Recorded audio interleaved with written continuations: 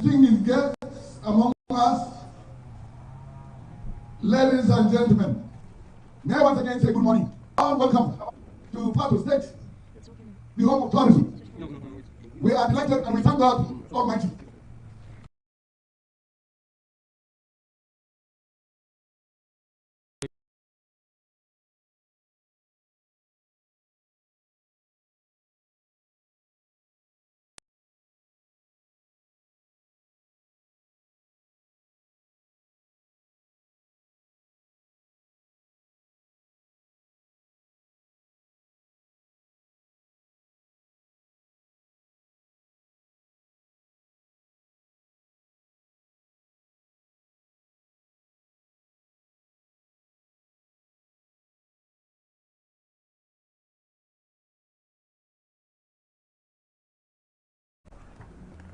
Nigeria of yesteryears are no more Nigeria today. Today in Nigeria, nobody, I repeat, nobody will tell us this is the direction we are following. We are lost within the scheme of things. But God, who created all of us, knows exactly our plight, our predicament. Can you just imagine?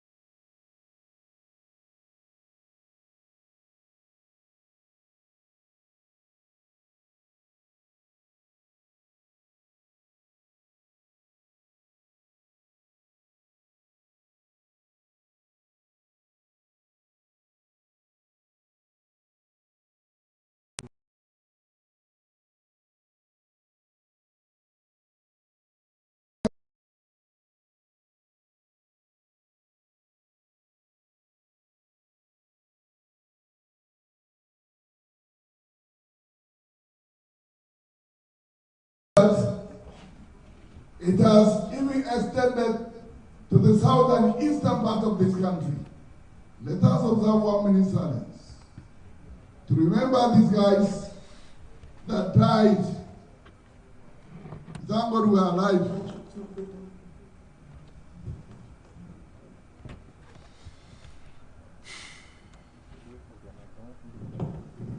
May their souls rest in perfect peace. You can sit down, please. Ladies and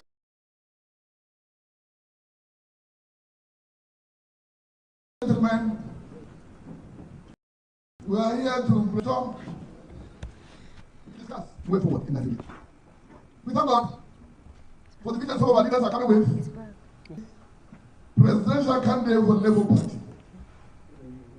Can we give a round of applause for Mr. Peter Obi, please?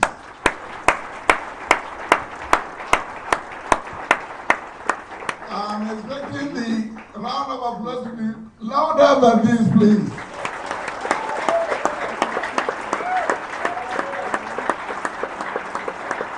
Thank you, thank you.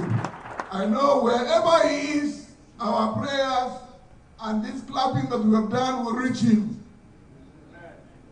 May God continue to protect him. May God be with him. May God remove all the obstacles that people think is impossible in Nigeria in Jesus' name. Amen. May God protect his family. Amen. May God protect the team of those who want to go with him to salvage Nigeria. Nigeria is our country. We have no other country than Nigeria who will remain here and submit together. Some of us that are elderly, we find it at times difficult to, when we see some small kids, small children all over the place, we begin to shed tears and say, God, what will become of these young ones? As far as we are concerned in Nigeria. But God knows. He created them and he knows the way out for them. He will do it for us.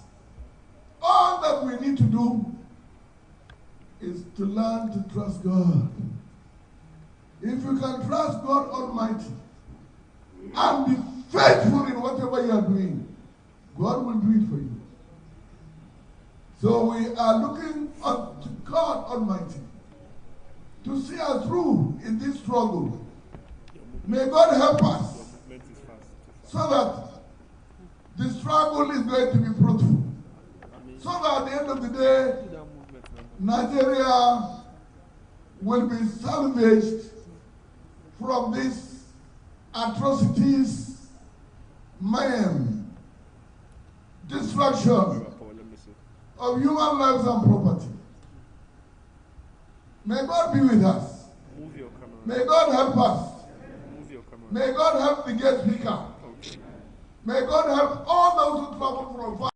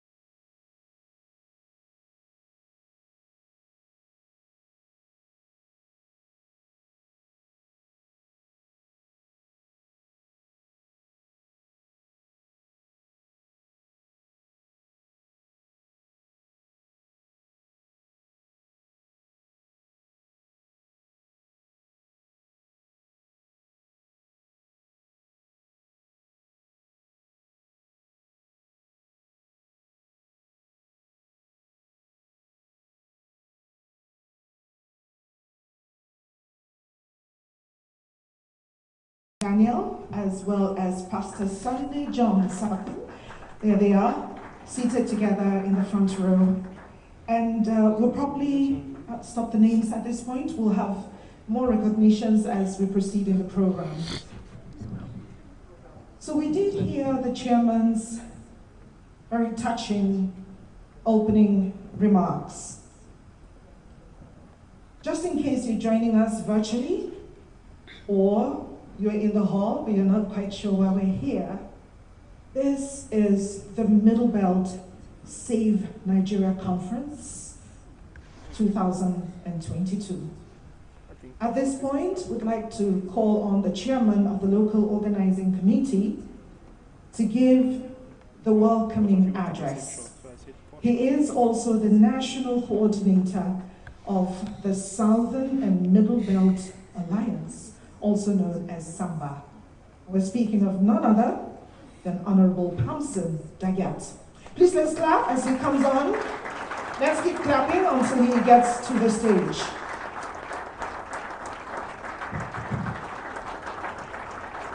We'll give the opening address, official welcoming address to the 2022 Middle Belt Save Nigeria Conference.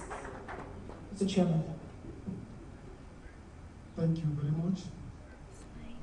My presentation will go with a PowerPoint presentation. But meanwhile, permit me the opportunity to recognize a well-respected and adorable personality on the platform who accepted to be the keynote speaker in this occasion, Prophet Ebuba.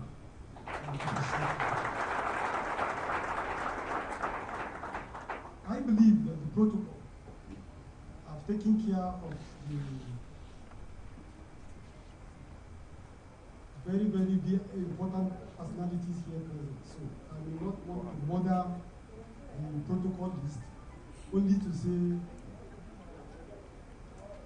each and every one that is here present, you are very, very much welcome. My job is simple. Let me start by saying that we are here today because this journey started 3 years ago. At that point, you recall that everywhere is either bandits, is either headsmen, kidnappers, and all sorts of vices ongoing. 3 years ago, on a platform by a distinguished Nigerian, Daniel Elumba.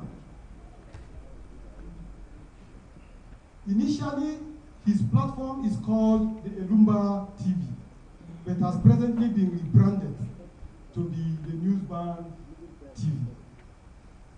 On that platform, Nigerians come together on a Zoom link and we discuss Nigeria as it were, Nigeria as it is, and our expectation for a Nigeria for tomorrow. In that particular meeting, a good number of people are all about in support and believe in the secession. Some believe that a Biafra nation time is right.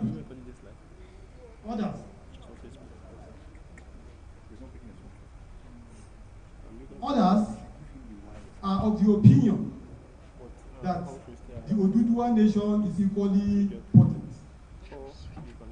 In that particular meeting, a good majority of the Nigerians, or should I say few patriotic Nigerians, believe in what we call a restructured Nigeria.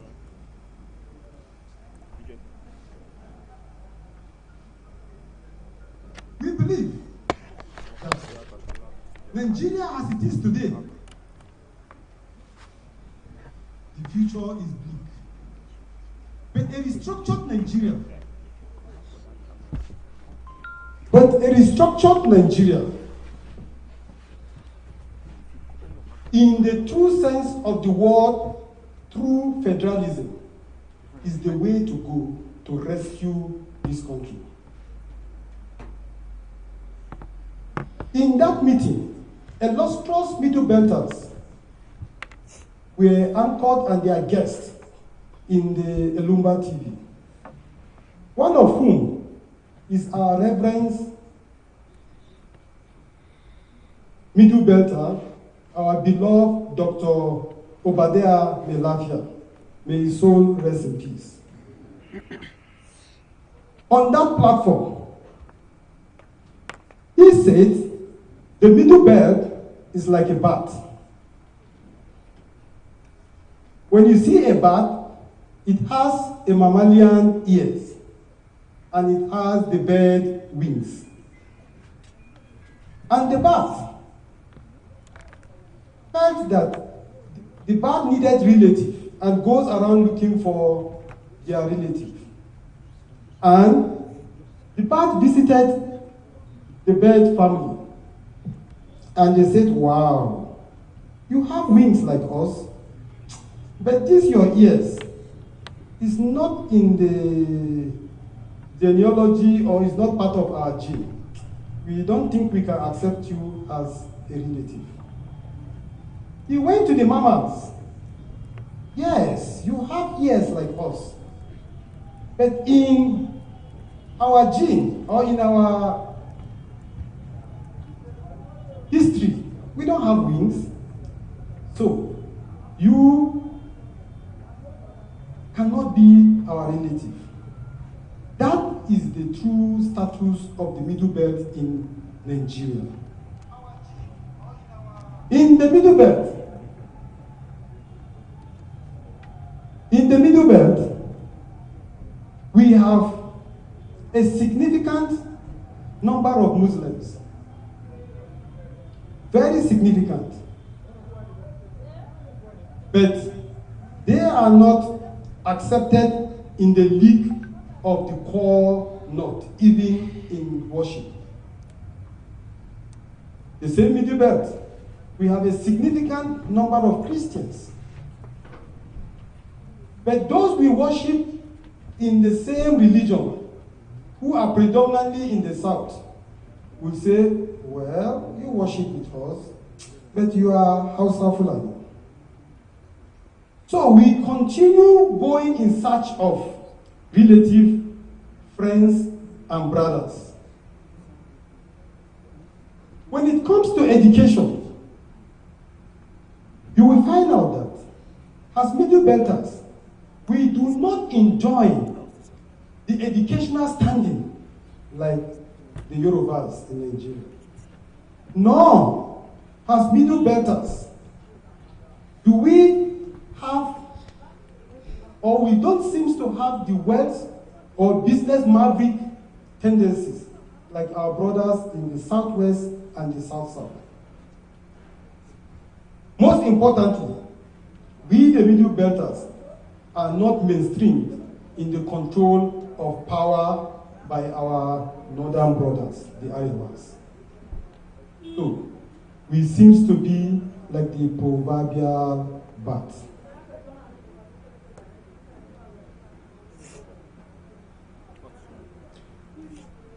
With this analogy, it became very clear that for us as Middle Belters, we need a restructured Nigeria. And in our discussion on the platform, we realize that you can only have a true federalism in a restructured Nigeria if the man at the head of the presidency, the Mr. President, has the right acumen, has the right thoughts and belief for a Nigeria to be what it should be. Therefore, with that understanding, the first step we took as part of the Elumba TV discussion sessions was to first tell ourselves who are the true Nigerians. You will not get Middle Belters anywhere else in planet Earth except where we are today in the Middle Belt. Igbos, you can find them in UK or wherever, but they are there as migrants. They are true sons of the Southeast. Same with the South-South. So we are the true Nigerians. And we say to salvage this country, we need to take a bold step. And we have to create an alliance. And that alliance we call the Southern and Middle Belt Alliance. There, our global chairperson is a Middle Belter. Very highly responsible and somebody who understands our plight from Southern Kaduna, Paul Yusuf. He is in the UK. He chaired the formation of this particular alliance. And great Nigerians like Dan Olumba, Maazi Izoke, Ambrose Rwampam Jr., Osuji Felix, Okoye, Comrade Captain Kashmir, Marcel, and many other great Nigerians felt that to salvage this country, you don't need the multitude of 200 million Nigerians, but you need few Nigerians with the right attitude, with the right drive to make a change. And we said, let's start by forming this alliance as a starting point.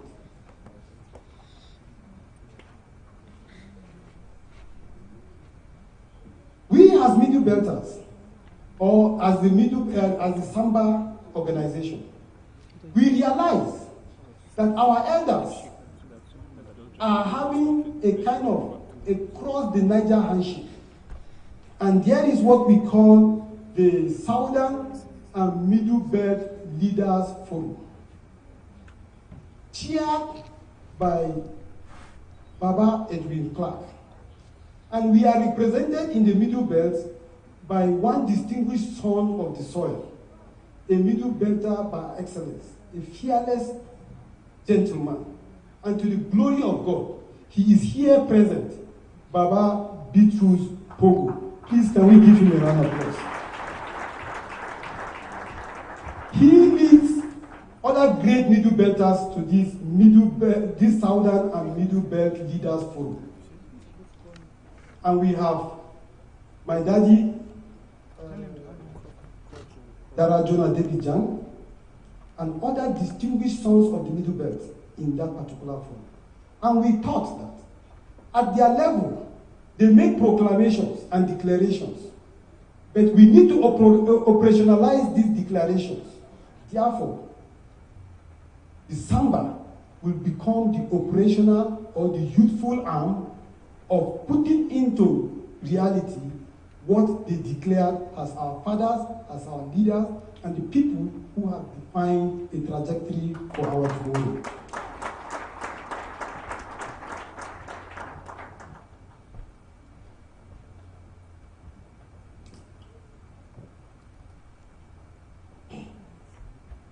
Secondly, as a strategy,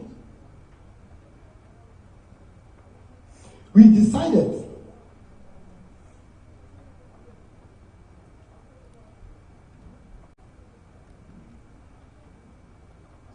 to follow the footsteps because we are equally convinced with the decisions of our leaders, the Southern and Middle Belt Leaders Forum. They took a position that for 2023, the presidency of this country should go to Southern Nigeria. And in same footing, we in SAMBA decided to adopt that because we are convinced that is the right thing and that is the right way to go.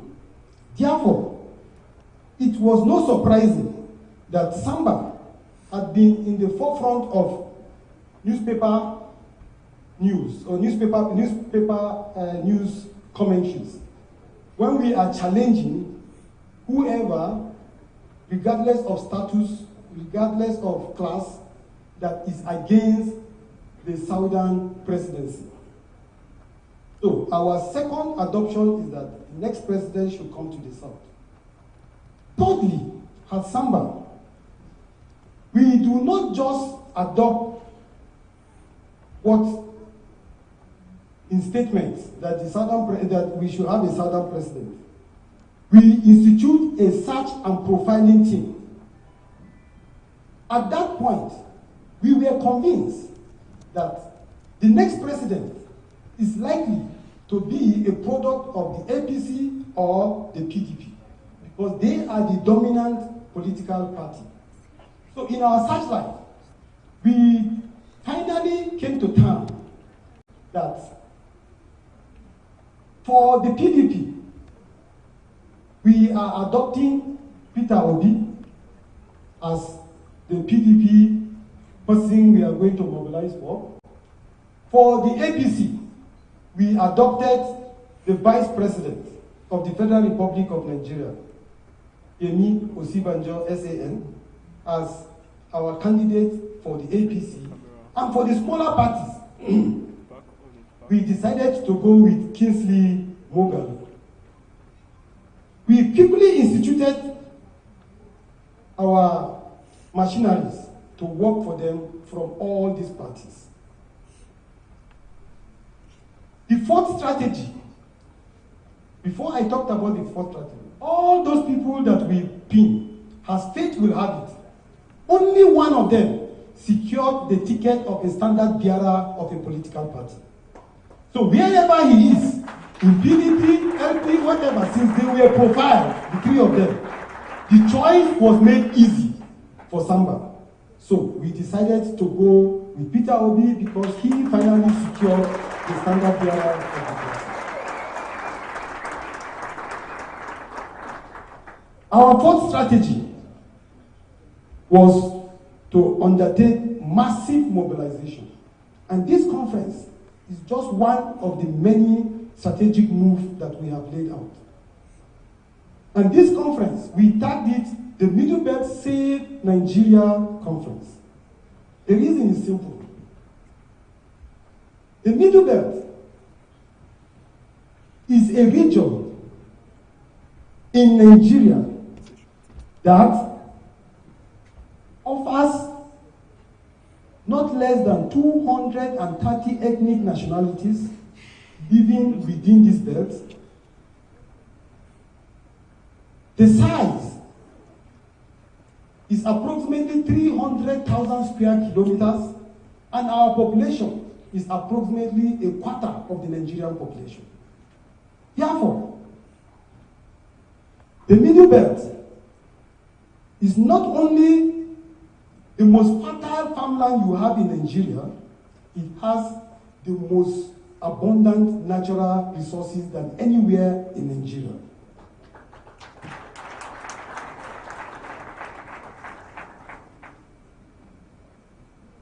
Talking about a new Nigeria, somebody took a bold step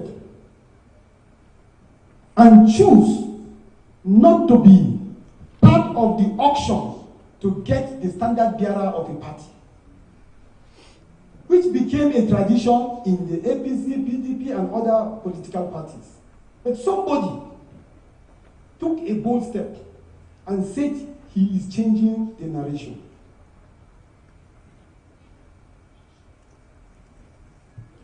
That person is Mr. Peter Obi. He chose, out of all odds, to plant a seed of a new political movement. He watered this particular movement with a renewed consciousness by his credentials and by his slogan that we should rise up and take back our country. Again, he plowed the political He plowed the political landscape. Unblemished record of self-attainment. If it is for him, it's good enough to go. But he decided to plow into our minds a new political consciousness. And then we can see it by his unblemished record of self-attainment.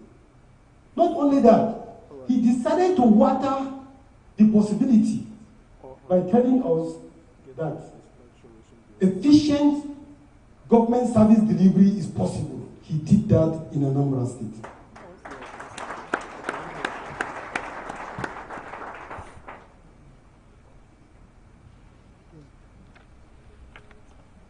Of course, when you plant a seed, you till it, you water it effectively.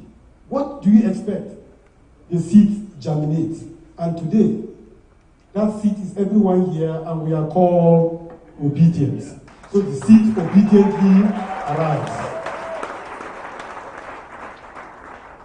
He didn't stop there. He decided to weed that particular tree, that particular seed, that particular land, to ensure that he creates a roadmap. He is not here for just being president. His roadmap is to take us away from consumption to production.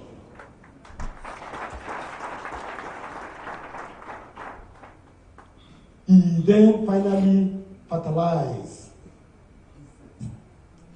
He fertilized the seed by bringing another Nigerian who have proven that he believes in a nation that works.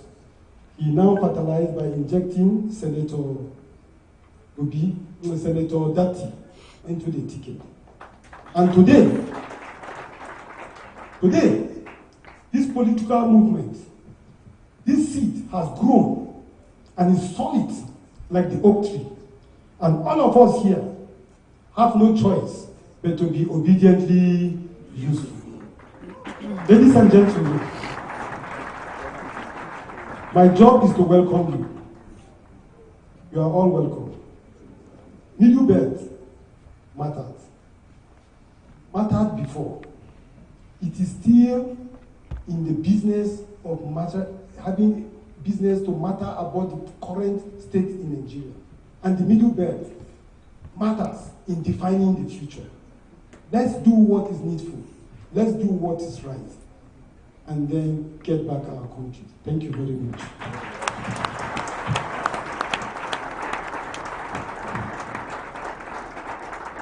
Please, another round of applause.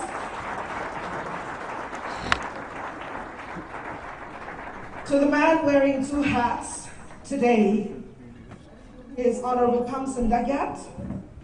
He's the chairman of the local organizing committee of this conference, the Middle Belt. He's also the national coordinator of the Southern and Middle Belt Alliance, known as SAMBA. Please, another round of applause for him. Aide, he said a couple of profound things, reinforcing certain truths about the Middle Belt. More than 300, about 300 ethnic nationalities. In terms of land mass, about a quarter of the country, which is the size of so many European countries. And in terms of resources, about the richest in abundant resources, be it material, human, natural, we have them all. We should be proud of the Middle Belt. Would like to quickly recognize the presence of the representative of His Excellency, Mr. Peter Obi, in the person of Mrs. Dudu Manuga. She is the national women leader. I'm sure we all saw her, but we will see her again. We also have with us the state coordinators of the, yes, the movement, many call it the obedient movement. The Peter Obi Support Network, also known as POSN. So as we call the coordinators, if you've not already been ushered to your seats, kindly move forward to the front row. To your extreme right, there are a couple of tables reserved for you if you are a state coordinator of the Peter Obi Support Movement. So the first name we have is Ismaila Saba Favu, the coordinator for Niger State. And Aide will tell us, we'll call the other names. Thank you. Coordinator from Nasarawa State, the person of Mr. Moses Joseph Auza. Mr. Moses Joseph Auza. Bauchi State, Jonathan Simon Temapo, JP. The FCT, Aaron Bawa Viangulo. Hope I got that right. Plateau State, Michael Michel.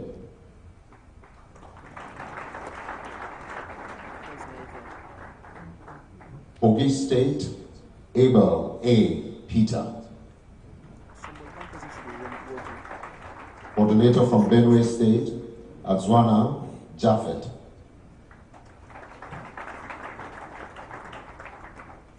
And the coordinator from Kwara State, in the person of Mr. Aloysius Nwora, is represented by Namo Philip.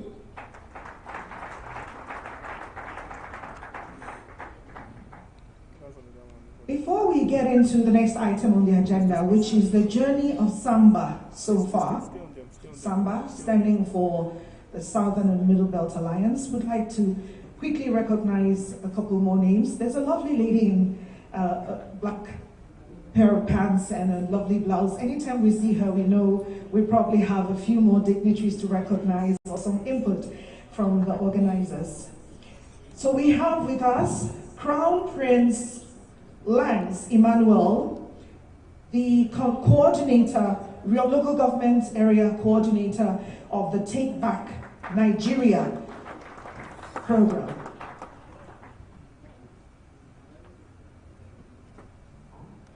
We also have Elder Danjuma Kuyembo, former Director, FCTA, who is an FCT stakeholder. There he is. You will forgive us. Most of the names are handwritten and there are lots of acronyms, so we just might run through the acronyms the way they are for the sake of time. We also have with us today Chief James Shajul, Board of Trustee member of the Middle Belt Forum, FCT chapter. A round of applause for him, please. There he is in the second row. He is, I beg your pardon, also, that's Chief James Shajul, is also the chief of Lantan Tarok FCT. I'm sorry, that's how it's written. I hope it's correct. Please, another round of applause for him. Thank you very much. We have with us Comrade Aaron Bawa Viangulo, the FCT coordinator of the Northern Ethnic Minorities Movement. Do forgive us if your last name is mispronounced.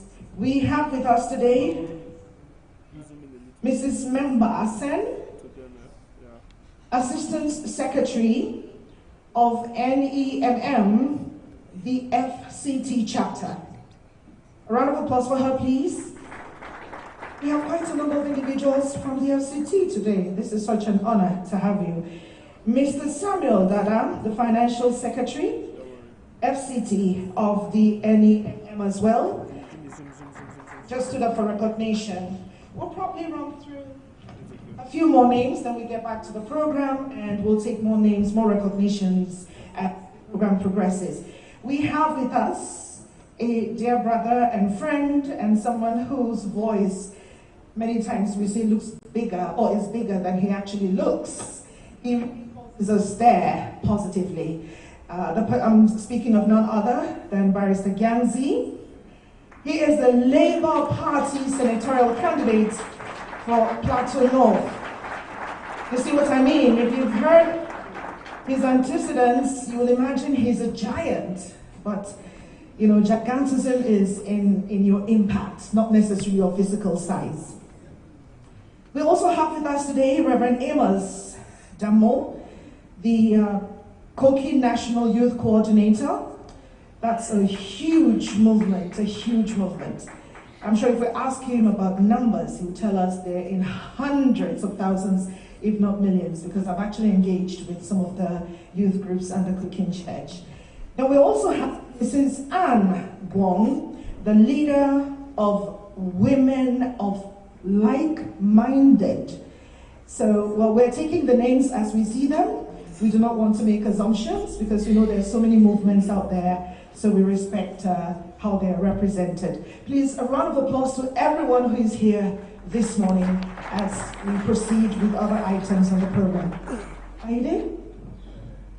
At this point in time, we're going to take a representative of SAMBA, and they're going to be sharing with us the journey so far. I would like to invite Mr. Ram Pam Jr.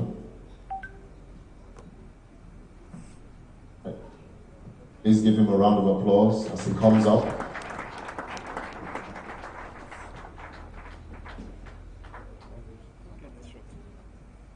Stay with him. Humphrey, Jimmy.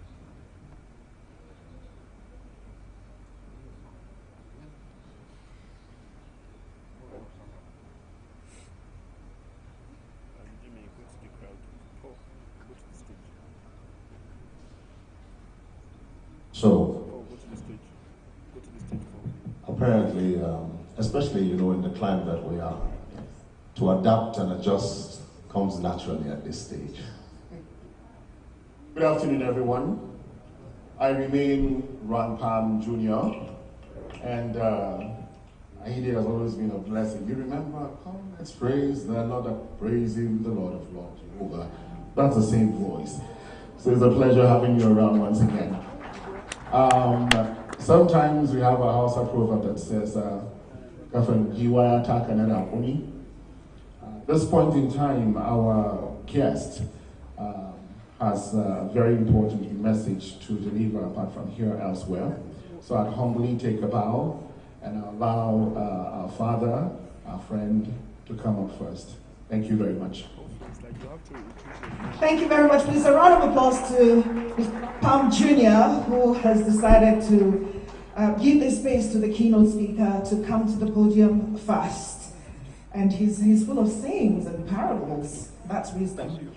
And leadership is adaptive, like Ahide rightfully said. A leader is one who inspires and motivates others. And we're so honored to be in a room full of leaders. So Ahide, if you can bring up the keynote speaker. Well, I believe he doesn't need much of an introduction. I'm sure we'll welcome him with a warm round of applause. He's the convener, Initiative for Better and Brighter Nigeria, IBDN. He's also the visionary of the El Buba Outreach Ministries International, Prophet Isa El Buba. Please, let's keep clapping until he comes to the podium.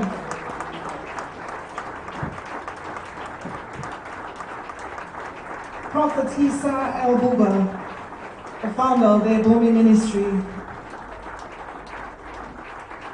We'll probably be giving him one of our mics, possibly? No need? Okay, all right. Mr. Guest Speaker, sir, you're welcome.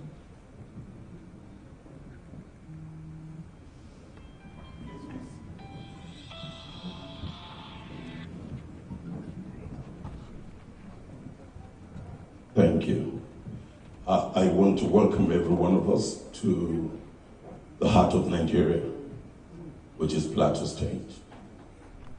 Want to appreciate the sacrifice and the labor of the convener, chairman of the occasion, the president of the Middle Belt movement, a national women leader, and Dr. Dabi, the Nigerian Labour Congress leaders that are here, and I can see some of the top church leaders, some of them that are here from different states. I had to squeeze this time to honor this invitation to be with us, having a lot of other scheduled and programs before me. But because of the content of the letter that I received when I came in to town, I had to squeeze out these few minutes to be with us to talk about the new Nigeria and the vision of the new Nigeria. But I want to appreciate the convener and the little that I've been able to hear and to listen. Now, there is a story going all over the place. When they saw the flyers and calls were coming in from all across the country, because we have, by the grace of God, one of the widest spread movement in the country that is spread across the entire country, from state to state, local government to local government, and to most of the polling units.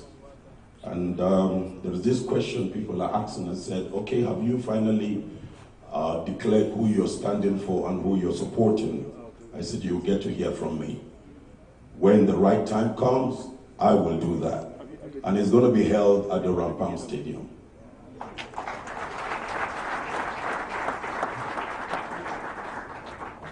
But I just want us to understand that 2023 is a precious year, a cardinal, very important year.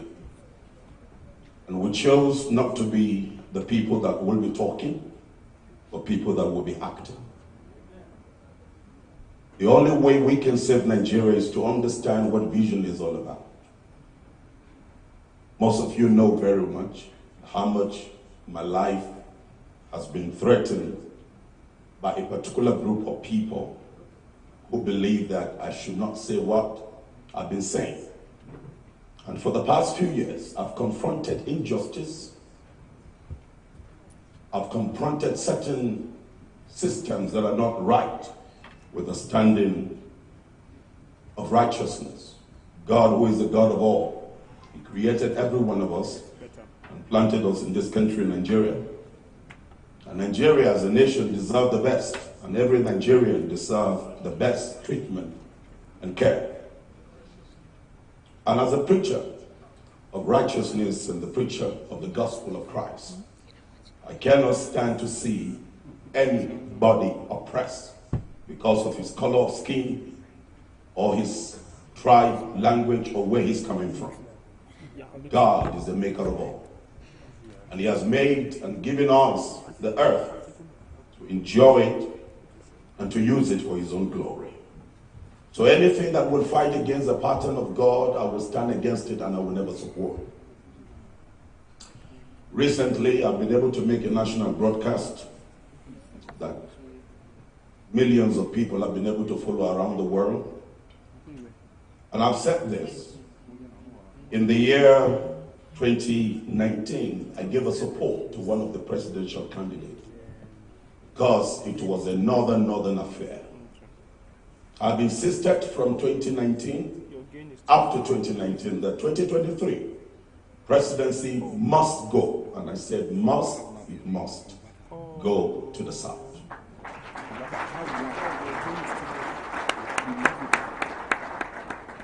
I spoke with certain leaders, both governors, serving senators, and members of the parliament, and stakeholders, and religious leaders. I canvassed this country, went from the north to the south, from the south to the west, and the east, and the far northern part of Nigeria. Consulted with Islamic sheikhs, Christian clerics, and I presented to them what is needful at such a time like this. God in His own wisdom has blessed Nigeria and been able to put Nigeria together with gifted minds, and if we harness these gifted minds, then we'll be able to see the vision of Nigeria coming true. I gave the support because it was a northern thing, and between the person I supported and I spoke publicly and gave my endorsement, it was because it was a northern affair. But this time around, I said, it must go to the south. Whatever has been done,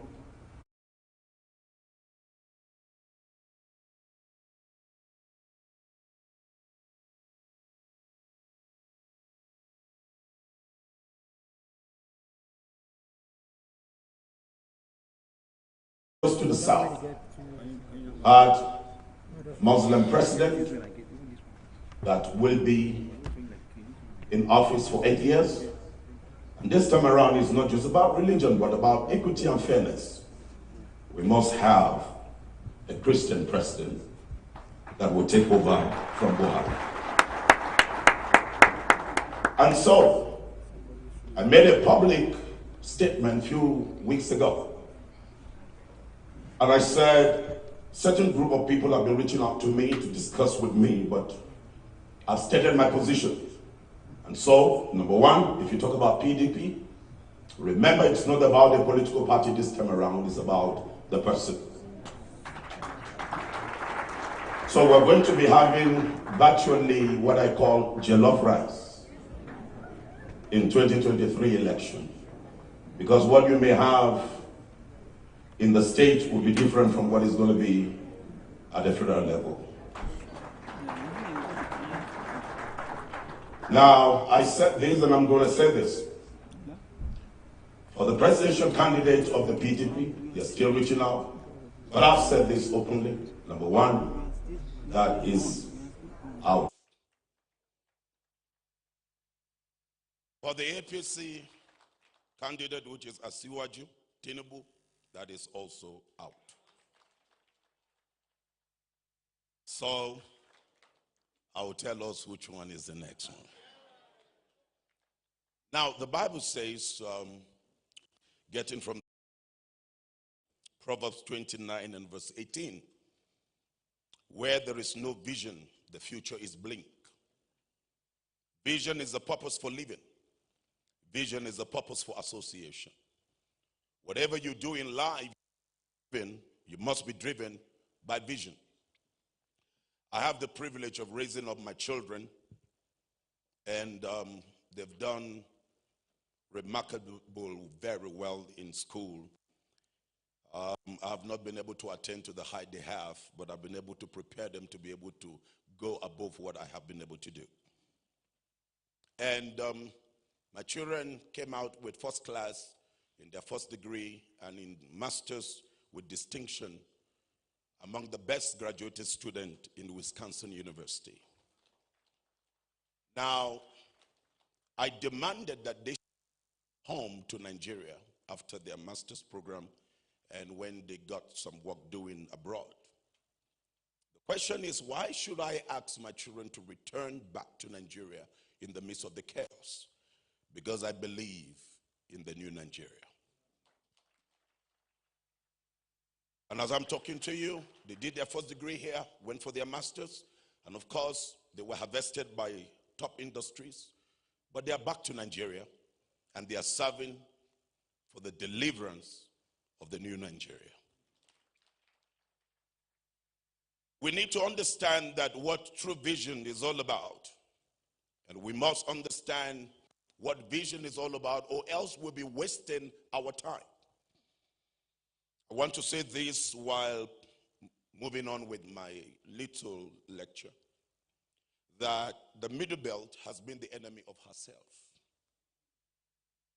And this time around, I'm glad that the Middle Belters are rising up. And I'm glad the Middle Belt president is physically present here. And we need to clap and celebrate this man for his commitment to see the Middle Belt rising up to her place of responsibility. When you talk about true vision is human cause, worthy of self-sacrifice. People who are involved in redeeming the future today, they are driven by a vision. When you see somebody making the ultimate sacrifice, not about themselves, not about their pocket, not about their stomach, not about just their family, but they are making the ultimate sacrifice for the redemption of a people, you know that such people are driven by a vision. True vision is a view of the future, more noble than self-preservation. People have confronted me with this question around the world. With all that you've gone through, I've gone through 9 assassination attempts on my life, defending the cause of the Nigerian project. But I've not backed out and backed down, and I'm not slowed down, because I see the new Nigeria. And this new Nigeria is going to happen in 2023 by the grace of God. Because of the vision of the new Nigeria, I've been able to produce a film for the first time that I became an actor. Of the vision that I saw, and I'm going to ask that my children will release that film to the convener of the Save Nigeria so that you can have it freely to give it to everybody to watch. True vision is a view of the future, more noble than self-preservation. Visionary people are not thinking about their stomach, but the story and the structure of what is going to happen to the future generation. What the future generation can hang on. And we're having a bunch of leaders in our time and a generation that we've seen through times that are not ready to step aside to allow the younger generation take over leadership. But this time around, we're going to show to them that it is time for us to prepare our children and grandchildren to lead. I am a blessed father of 7 grandchildren. And so I think about the state of my present children, my grandchildren, and great-grandchildren. True vision is destiny in pictures. They are driven by the picture that they see through visionaries. What you see determines your conviction. What you see determines your character. And that is why in such a time like this, you're not going to be driven by the morsel of bread that you're going to be given. You're not going to be driven by coins. You're not going to be driven by naira. What somebody will pay for you to be able to manipulate the election. But you're going to be driven by your conviction. And that's the reason why we're here this morning. It is because of the conviction that we have. Not for somebody to pay us for the redemption of Nigeria, but that all of us will pay the price for the redemption of a new Nigeria. I've spoken to some of the top leaders, and especially in the party that is going to flag and take up the candidate to put his house in order. Because when you are a visionary leader, you think about your character, the character of honesty, the character of integrity, the character that stands out to defend the truth. You shall know the truth, and the truth you know and you act upon it shall set you free. True vision is divine purpose in color. When purpose is not understood, abuse is inevitable. People abuse privileges because they lack purpose. But people die gruesome deaths for the purpose that is driving them. The scriptures say to us, why did Jesus die and had to pay the price for the redemption of and the entire humanity? The Bible says, for this purpose the Son of God was made manifest, that he might destroy anything that is evil. And that's why Jesus came. He came in order to destroy what is not right. And he died for it. All great leaders in the world, when you check their history, they were driven by purpose and they laid down their lives. And that's why some of them were in prison, some of them were shut down and gunned down. Some of them were humiliated and some of them were mocked at. But at the end of the day, the vision spoke. Vision can never die. It doesn't matter what you do, even if you kill the visionary. True vision is a concept of the future, more preferable than the past and the present. Abraham, our great-grand ancestor, he saw with the vision. He saw the future. And then he looked at the city whose builder and maker is the Lord. And he paid the maximum price to be able to prepare the future. The past is painful to talk about. And we all know the state of what the past looks like in the present. Nigeria was not this way when I was born. The Nigeria I was born into, Naira was almost equal to a pound. Dollar was almost $2 to 1 Naira. The Nigeria I was born into, before the light will be taken off, there will be an announcement. The Nigeria I was born into was a Nigeria when a uniformed man stands on the road, taxis were parked by the roadside and said, "Can I help you?" Because of the threat that they had for the men. The Nigeria I was born into was a Nigeria when every month, at the end of every month or every other month, a helicopter will be flying to spray insecticides against mosquitoes.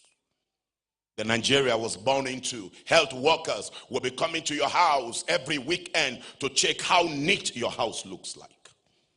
The Nigeria I was born into was a Nigeria when you graduate from school, before you come out of your university, job is waiting for you with a flat, with a house.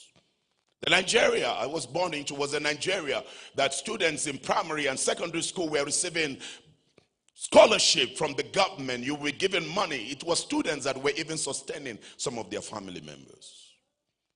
The Nigeria I was born into, you can leave the doors of your house open and come back and nothing will be tampered with.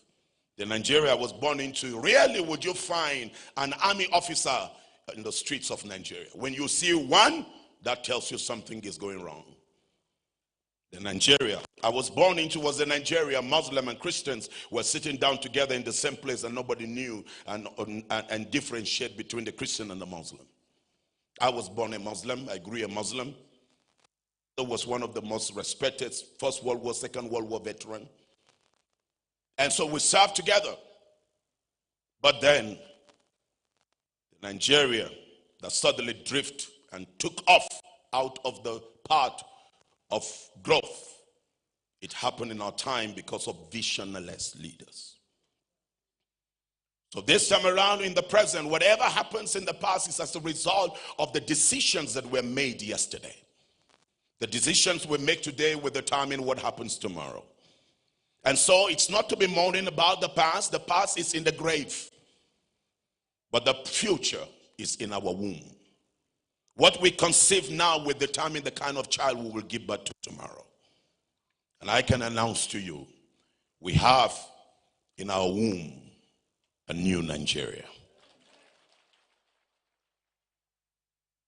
And we are in the labor room, and very soon we're going to give birth to this precious and glorious child called the new Nigeria.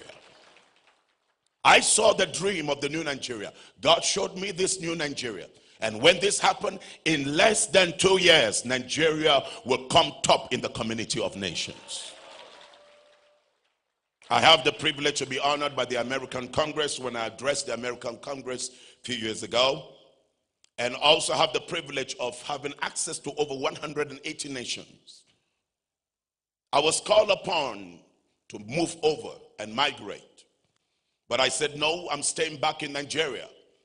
Because the hope of the entire globe is going to be Nigeria. What you see now is just a transition. It is Genesis chapter 1. The earth in the beginning, God created the heavens and the earth, and everything was perfect. But there was a disruption, and the earth was formless and void, and darkness was upon the face of the deep. But then a time came. That story did not last. And God said, let there be light. And there was light. We are going to see light again in Nigeria. And that's the reason why for the past over 2 years, with all invitations around the world, I've not accepted one invitation apart from just reconciling the state of the Cameroonian government and the Ambassadorians. I refuse to fly out of the shore of Nigeria, be moving from street to street, road to road, flying from state to state, declaring the new Nigeria. So we all here, we will see the rebirth of a new Nigeria by the grace of God. So what is vision? What vision is not? Vision is not a human concoction of the future. Vision is not a conception of your private view of the future. Vision is not person, private, or selfish ambition. Vision is not complicated lists of programs, even though it produces programs. Vision is not a goal, but it produces goals. Vision is not a mere physical sight, but a perception of the unseen future. Vision is not ambition, even though it inspires self-service. So, true vision is not self-promotion, but it promotes others. True vision never destroys humanity, but it builds and preserves human value and dignity. To tell you that the government of President Buhari is a government that has no vision, a government that is bloodthirsty. They are the ones who brought in these bandits that you call bandits. They sponsored them. They organized them because they wanted to wipe out a segment of a people called the Middle Belters. It was an intentional, deliberate plan. But the God of heaven who fights for the cause of the innocent, he's turning the battles. When there is no vision, what you see is people destroying humanity. Destroying the people they don't like to see their faces because of the blessing that God has given to them. Why should in any way, like I said, when a place of worship was destroyed in Maiduguri, I flew over to Maiduguri to stand with the people. Why should the people be dealt with or be unjustly treated because of their faith? What belongs to a Muslim should be given to a Muslim. What belongs to a Christian should be given to a Christian. In my family, we have sheikhs and we have pastors. I become a Christian in my family, but today we all sit together, we eat in the same plate. There is no need to fight for any God. Before Christianity, I was created first a human being. Before my brothers talked about Islam, or my father, he was first of all made a human being. When you have the nature of God in you, you will not destroy any human being. You will rather be a builder of people and not a destroyer of people. True vision never destroys human value and human dignity. Why are we crying for the new Nigeria? We're crying for the new Nigeria because we will not allow people to come into power that will continue to destroy the Nigerian people. We need to restore the Nigerian value. And we need to bring about the human dignity. Nigerians should be able to walk on the streets of any nation with pride. True vision is generational. Why a man? Why should a man? Why should a man that is over 80 years be struggling with his own child to become president of Nigeria? I've raised my children being generational in thinking. I train them every month. We have board meeting. And I teach them on the capacity and the system and structure to be able to take over leadership from me. It is the pride of a father to sit by the side and watch his children do better. That is why Asiwaju is disqualified. The reason why Atiku is also disqualified, if you have worked together with Peter Obi and you have seen his competence and you have said it in PDP, if they will allow the ticket to go to the Southeast, you will step down. Okay, right now, why don't you step down? Because this is a younger mind. Someone who has the capacity to be able to drive the process. True vision is generational. To understand the need for succession, a leader must have a vision of the future, a future that makes the leader not to have an active role, but rather to watch on the state of the people. His sons. I was expecting that Siwaju was going to do something as if he was a visionary leader, looking at the competence of the vice president of Nigeria. If there's one man that I have seen that has all it takes, was Osibanjo. But the moment they saw that in him, they started clipping his wings. I thought that in leadership, when you are having a team of two people, leaders surround their minds and themselves. They surround themselves with brighter minds than themselves. If President Buhari wanted to rebuild Nigeria and get Nigeria to what he said he was going to do, having Vice President Osibanjo, he would have empowered that young man to drive the process. But it just tells us the kind of leaders that we have. And this time around, we must change them. We must remove them.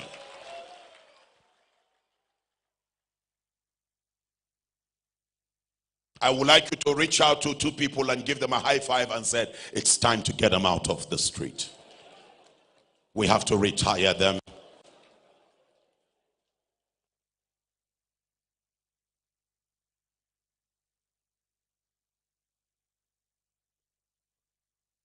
Every great vision, the leader makes an active preparation to see his sons and daughters climb up to leadership. God told a man called David, very powerful man that fought 68 wars and never lost one. And the man David told him, he said he wanted to build a temple. And God said, I'm not going to build a temple, but then you're going to do that. What we saw as a visionary leader was that David prepared all that was required for Solomon to build the temple. That's a leader, great leader, who prepares the ground for his own children. I stand again by the word of the scriptures. A good father leaveth inheritance for his children. It is not money in the bank account. It is vision, values, and virtues. You can leave all the billions in the world for your children, and if they have no vision and they have no value and they have no virtue, they will waste away all that you have labored all through your life. That's why we have a case of one man that lived and is dead. He was supposed to be the president of Nigeria in 1992. Very, very wealthy man. That man was able to raise a lot of institutions, but he raised a family without a vision. MKO Abiola died, leaving behind multi-billion naira institutions, but all were squandered because of visionless children. David was a perfect example and a model of a man that has been able to lay a foundation that generation can continue to build upon. So vision is the essence of leadership. And the purpose for mentoring, for succession, is because of vision. Therefore, a visionary leader, the person that we should look for the new Nigeria, is a leader, is one who sees beyond his face. He sees beyond and perceives the need to incorporate others into the process of his journey. And that's why I'm glad that the Save Nigeria, the Middle Belt Forum, is pulling everybody together. And also the movement that I'm championing, bringing everybody on board, because this is the time for alliances. This is the time to pull our strength and our resources together to make it happen.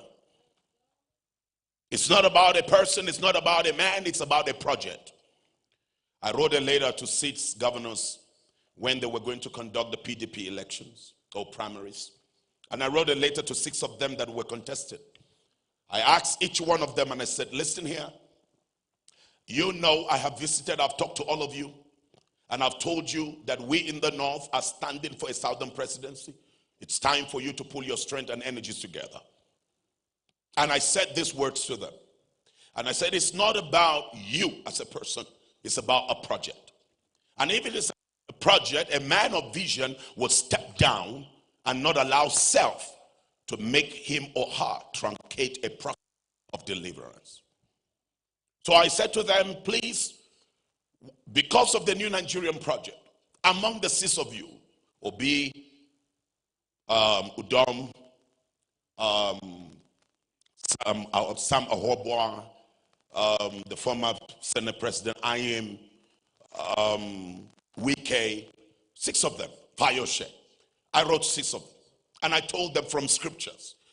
When the children of Israel asked God and said, who will go for us? God said, Judah. Judah said, I know that this matter, this mission cannot be accomplished just by myself. He turned out to the other tribes and said, come along with me. Let's conquer my territory. And after that, we come back to your territory. And together we'll be able to sweep the enemy. And that's the same way if you want to conquer in life. It's not about you. It's about the vision. It's about the goal. When you have a vision in a family, there will be less argument. Your discussions will be centered, will be vision centered. And I said to all of them, choose among 6 of you. And then when you get to the primaries, the remaining one should step down. But just the common thing that you find in the Middle Belt, that in a village you can find 40 professors. You gather the 40 professors, they will always come to blow grammar, fight among themselves, and the project will never be done, and the village will remain the village. While you go to a community where they only have 1 professor, and all the remaining ones are illiterate, they will all agree with 1 point, and then be able to drive the process. And I wrote in that later, if you don't do what I'm telling you, the ticket will go to a northerner.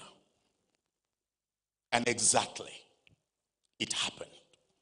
So they reached out to me and said, what you said is true. I said, I told you. Organized lie will always defeat an unorganized truth.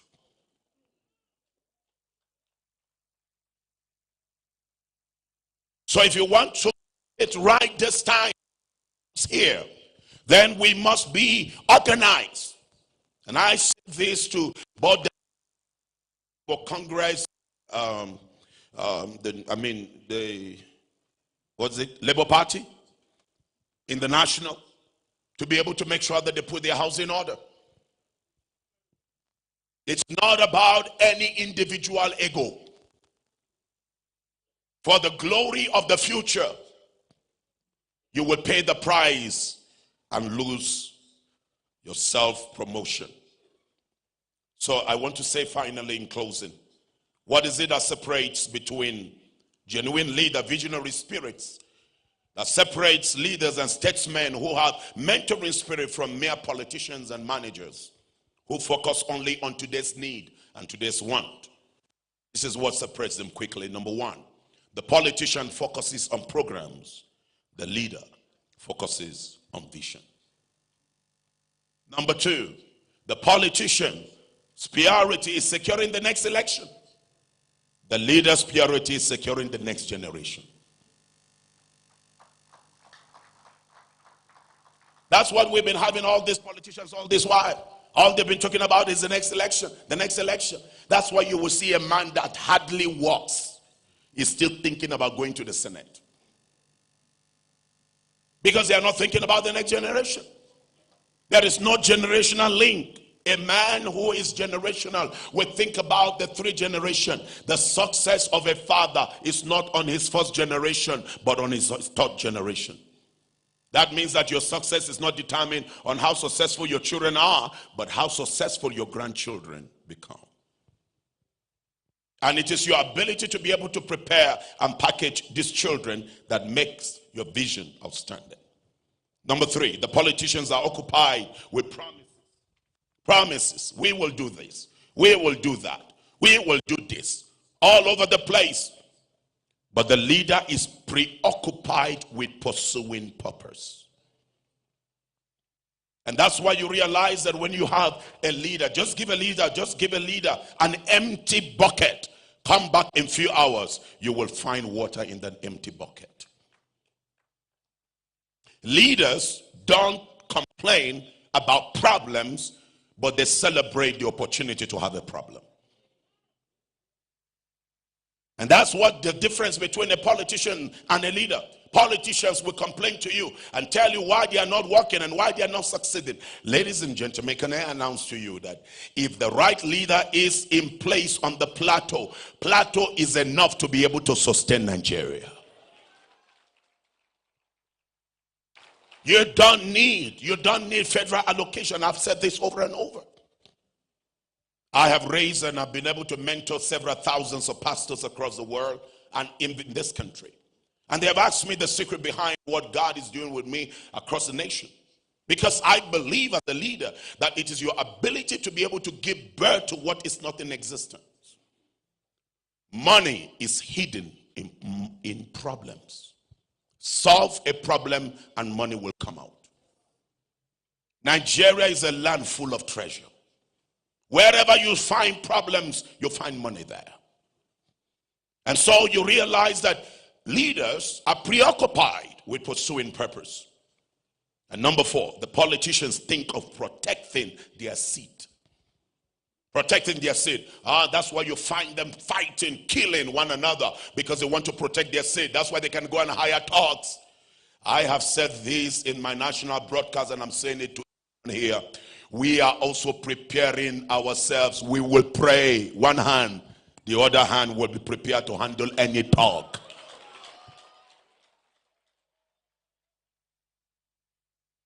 So the two hands you are clapping, they are going to work together in 2023 matter. Prayer is going to work and the other hand is going to work. Why? Because politicians are occupied. They think about protecting their seats. Ladies and gentlemen, the leader thinks about preparing a replacement to take their seats. That's a leader.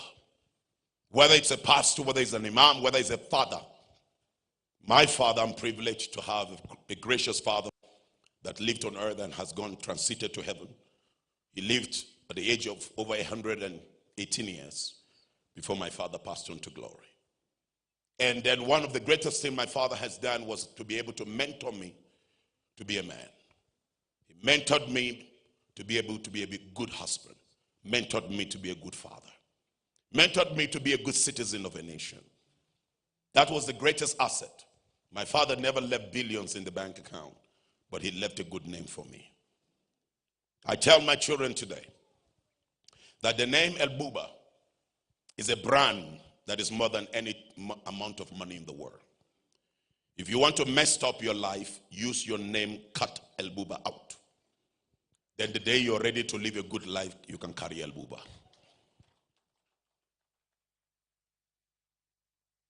Leaders think about preparing a replacement.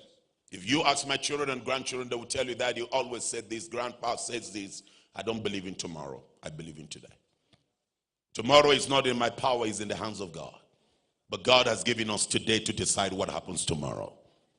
Whatever happens in your family or your children or your family tomorrow is determined by the decision that you make today.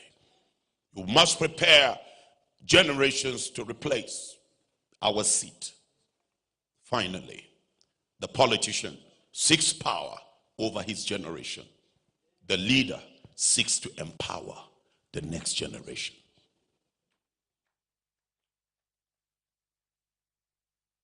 That's why you realize they're doing everything. Politicians are doing everything. Everything to get the power. Can you just imagine this one, please? That during the primaries, just one day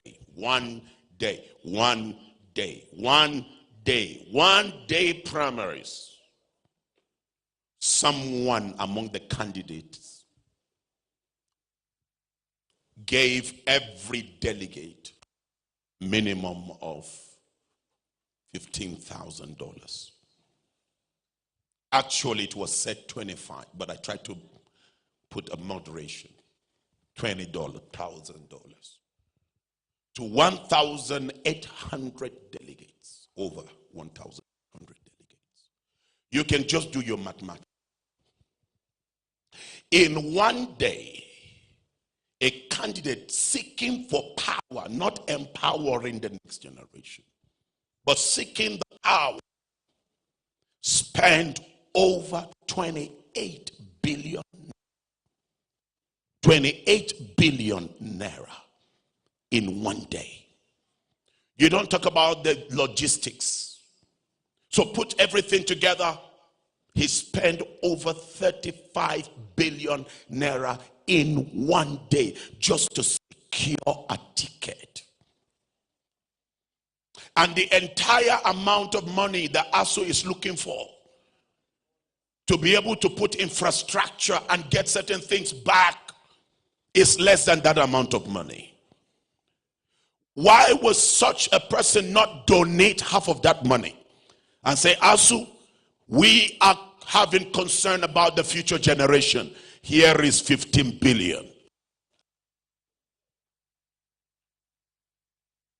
Number two, why in all the killing, the IDPs in Zamfara, in Borno, and other places, this candidate has never taken a chopper to fly into Maiduguri to go and see the IDPs and said, all right, IDPs, I want to relocate you. Government, give me open land. I'm going to build 5,000 housing units, 1 bedroom. I'm donating 5 billion. But now they are looking for your vote. They are doing everything to get the power. And we are saying, no. Perish with your money. We will defend the cause for a new Nigeria. I want to close with this word. Don't sell your birthright. Life is not about you. Life is about the unseen people that are still in your loins. You may be an Abraham.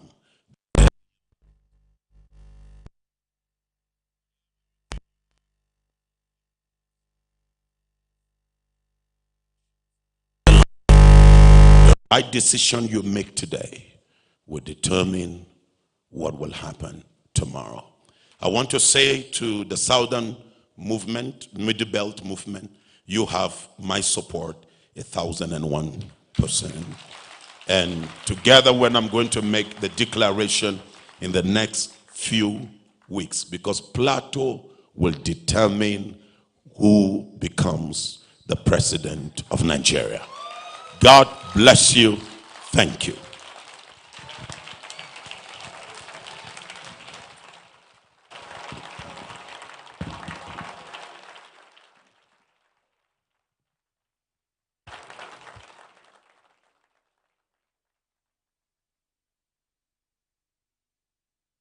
One more time, a round of applause.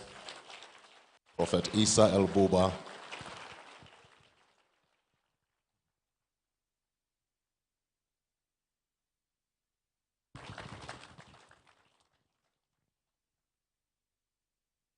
There are certain words you hear that you don't have to write down. A well-organized lie will always defeat an unorganized truth. Very powerful. Thank you so much, sir. Thank you so much. Well, as we proceed, we're getting more and more dignitaries coming in. We'd like to just recognize them. More coordinators. We have the Gombe State coordinator in the person of Mr. Pascal Prince. No? Yes, Paul. Oh, sorry, Pascal Prince is the Adamawa State coordinator. That's right. And then we have Yobe State in the person of Solomon Joshua. Yes. Okay. And I believe the Gombe State coordinator is actually here with us. The Gombe State coordinator, are you seated where the other coordinators? Can you wave, please? The Gombe State coordinator. Okay. Okay, great. He's actually even coordinating here. So that's good. All right. We'd also like to inform you the program is live on Facebook, on the Middle Belt Save Nigeria page. So please, if you have your devices, you can find it, like, follow. And share. And share. That's exactly. right. That's right. Would like to quickly recognize the presence of the National Coordinator of the Peter Obi for Greater Nigeria, POSN, in the person of Reverend Dr. Anokuru Alex. Dr. Alex, a round of applause for him, please. Oh, there he is. There he is. Very humble man. We also have with us Mrs. Anna Bot, the former Director, Ministry of Education, Plateau State, and Mrs. Monica Guam, a retired civil servant. A round of applause for them, please. Yes.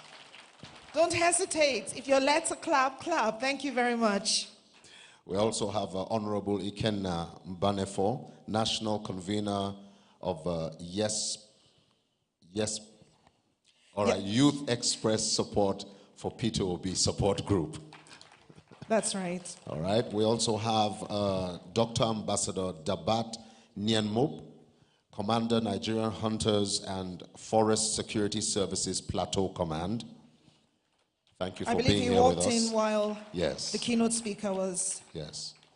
We also have the representative, of the, this is the coordinator from Kaduna State, in the person of Moltu Daniel. All right, a round of applause. We also have Evangelist Dasset Bulus Joshua. He's the chairman, P2OB Emancipation Movement, the True Democrats, Plateau State. TTD for short. TTD for short. A few more recognitions, then we'll get back into the program. Okay, on behalf of the Plateau Youths for P2OB, we have Apostle Omor Aimiwu. He's the State Secretary, Plateau North Coordinator. I hope I got that right. Okay, thank you for being with us. We also have, this is the Movement for Change Worldwide, the person of Fumilayo Anjorin. Okay, thank you for being here with us. We also have Honorable Justice Pius Damulak, former Chief Justice, Plateau State, is here in our midst. Thank you for being here. A true Plateau elder. And Reverend Dr. Alex, yes, we had just recognized him. That's right. And we have another one that just came in. We would like to recognize the presence of Mishkam Thomas Shalsuk from Shendam, the former resident, president of Gudor, which I believe is the Gumai Development Association, the umbrella organization of the Gumai people nationwide. Please, may we see where you are, sir? May we see you? Mishkan Thomas? Oh, great. Thank you very much. all right, at this point, we'll get back on the program. I'd like to invite again the representative from SAMBA in the person of Mr. Rang Pam Jr. To share with us the journey so far. Please encourage him with a round of applause as he comes up. Thank you. And as he makes his way up, we would like the ushers to kindly escort Justice Damulak, one of our elders on the plateau, to occupy one of the seats in the front row that has been reserved for him. And now we take the journey of Samba so far. Mr. Rangpam Jr. Thank you very much. I would have knocked myself in the head if our big brother, Prophet Isa Al-Buba, had not spoken before I came, before I come up to speak. Like, it still resonates, and I'd never thought of it.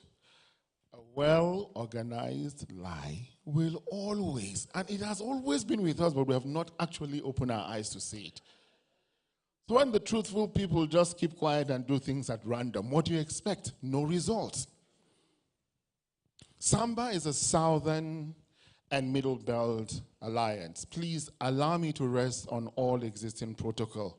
We are already one family here. My chairman, Chief Pamson Daggett, already done the basic intro, but I have the simple job of just listing down a few things and what SAMBA stands for. Southern and Middle Belt Alliance. It is an alliance of people who have not been loved but have realized that they need to love themselves.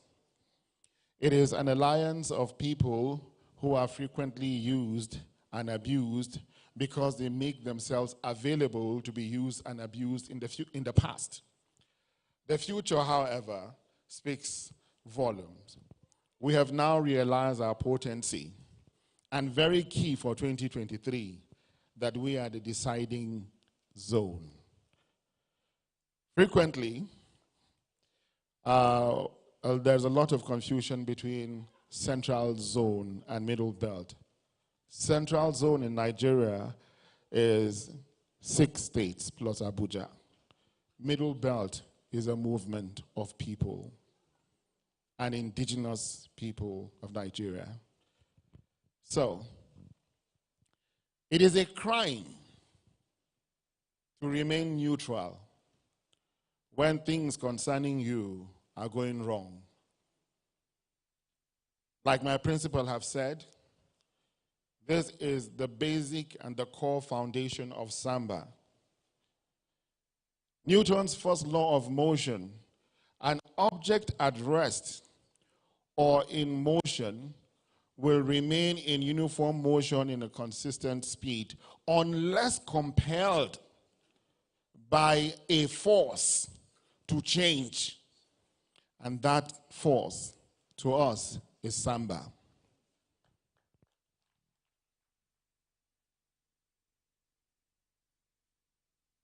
The birth of the group was 3 years back, but we made ourselves public on the 16th of September 2021. Unfortunately, barely 3 weeks after having a public interview with one of our mentors, late Obadiah Melafia, in that live-streamed interview, an occasion like this one, but on Zoom, he repeatedly stressed that his life was under threat. Barely 3 weeks, he died. And for us in SAMBA, we will not make the mistake of voluntarily sacrificing each other, so that when one voice stands to speak for the Middle Belt, we will not all keep quiet and say, that is good. No, we will stand up and identify with the person. So if you want to catch him, catch all of us.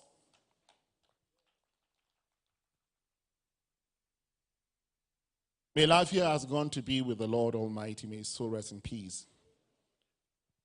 But it has sprung in our hearts 1,000 other Melafias today, some seated in this hall.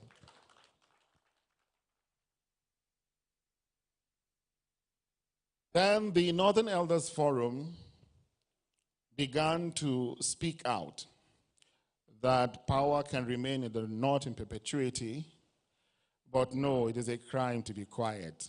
SAMBA spoke out against that.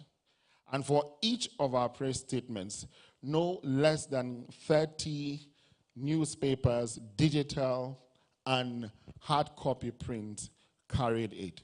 For each of the items I've mentioned, if you just want to check, just write SAMBA and put that topic. You can verify it even now in the hall. By the 21st of September, we spoke against whatever the Northern Elders Forum were talking of, having power in perpetuity, that it is the turn for the South, and the South is part of Nigeria, and specifically the Southwest. Sorry, the Southeast. Thank you for that. And also, on the 23rd of September 2021, the Senate, having played around, excuse my words, with no apologies, however, played around with the issue of the electoral bill, had an opportunity to revisit it again. So SAMBA wrote to them and publicly published in the newspapers that they have an opportunity to redeem themselves. The electronic transmission of electoral results is a transparency project. It should not be left even for the Senate to debate it. It is what is expected. And so we spoke about that on the 23rd of September 2021. Thank God they listened.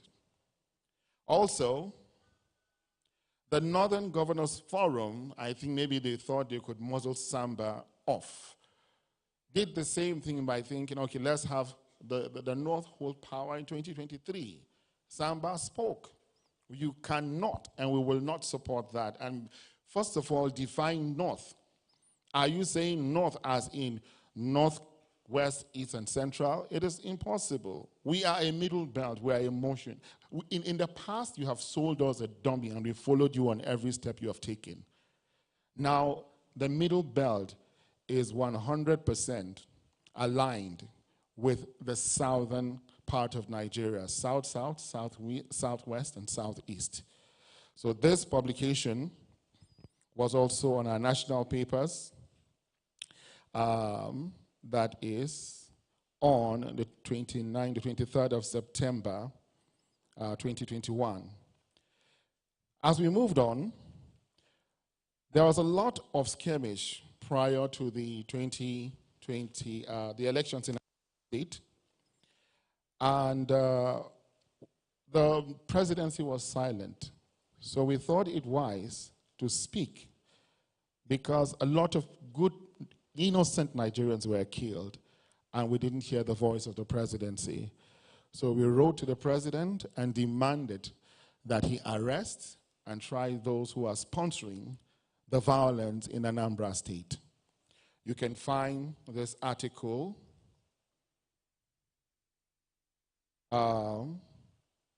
it was on the 5th of October, 2021. Buhari should arrest and try sponsors of killings in the southeast.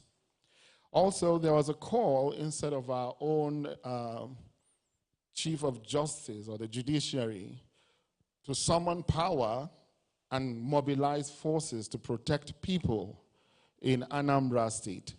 They were calling for, specifically, Malemi, calling for a state of emergency in Anambra State.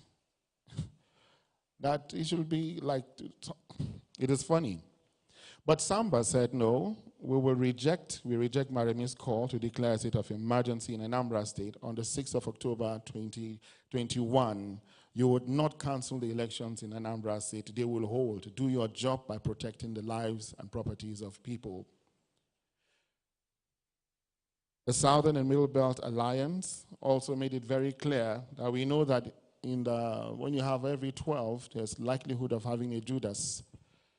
And while we are trying to work on the motion and the move for the liberation of our people, there are some of us who have not yet seen the light and will still dance at the tune of the oppressor.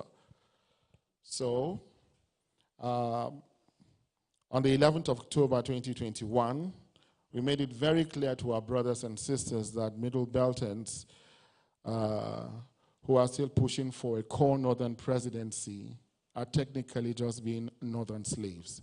Let us wake up. The good news is the tide has changed. And a majority of us now know that we are Middle Beltons and not northern slaves. Thank you. The judiciary is the last hope of the common man and even the uncommon man when it comes to justice in Nigeria. We realize also that there came a time where consistently and repeatedly members of the judiciary who were not open to be used as stooges were being molested. A point in case was the case of Justice Mary Odili, whose house was ransacked with no reason, and everybody was denying who is responsible for it. SAMBA wrote that security agencies should desist from intimidating judges from the southern part of the country on the 30th of October 2021.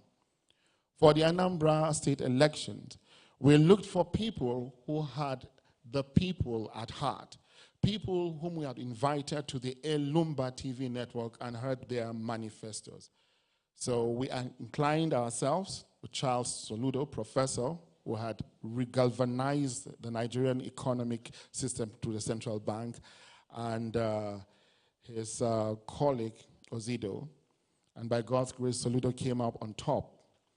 And after endorsing him, to just make the record straight, SAMBA is not a backing dog or just a follower.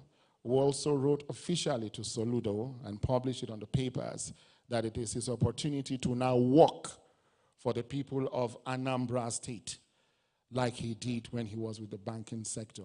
So even while we move towards 2023 and we have all the obedience in the obedient position, we will maintain our neutrality to encourage the obedient government to fulfill its promises to the people.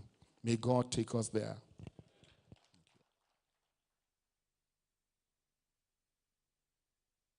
There was a lot of skirmish around Plateau State and a purported removal of a speaker in a very funny manner. Of course, we spoke about it, and SAMBA demanded the immediate reinstatement of the impeached Speaker of the Plateau State House of Assembly in the person of Honorable Abok. We wrote individually to all the members of the House of Assembly concerned as SAMBA. We sent them the letters through DHL, and we published it on the papers, that they should not temper to send Plateau into chaos because of their selfish aims, to commit into such an illegality, because the young men like you and I are tired of the continuous killing and insecurity within the Middle Belt, which is not publicized, not recognized, and not even paid attention to by the state or federal government. To give the government an ultimatum of 3 weeks to remedy the situation or face impeachment. They try to turn the tables around. SAMBA cannot keep quiet when injustice is done that concerns you. So we wrote to the Plateau State House of Assembly members concerned, and we also published in the newspapers, and a petition to this effect was on the 17th of November 2021. Now, SAMBA also demanded the reinstatement of Honorable Abok on the 11th of November 2021. Position, we also petitioned Governor Simon Lalong over the 102 communities of indigenous Plateau people that have been taken over by Fulani militia, and nothing has been done about it. We can't keep quiet. It is a crime to keep quiet when things are going wrong. They will keep on going wrong. This was partially addressed when the governor stated that he is, in 2020, December, that he has put up a committee. As we speak, that committee has not been brought to life. And we thank God and I recognize the contributions of our honorable brother and barrister Solomon Wantiri, who championed this cause with the various committee leaders that were affected. Documents are in the open public forum. You can check them out. Please let's remember to pray for our IDPs and that we have a government in 2023 that will hold them in his bosom and make something for them. In Jesus' name.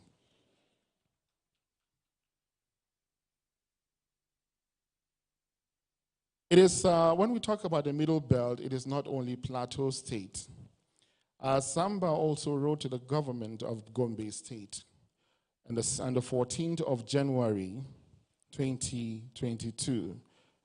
The communities there were the southern Gombe. They were continuously being attacked from December 2021 about 7 times. And the governor did not even make a statement. The only presence of security there is when they come to dispose of corpses. It was a shame that it could happen to some people and then nobody is speaking. So when we met, because SAMBA is a global conglomerate covering the middle belt as shown, Gombe being part of it, southern Gombe to be precise. We spoke and wrote to the government to that effect, and it was published on the dailies, and this publication was on the 14th of January 2022.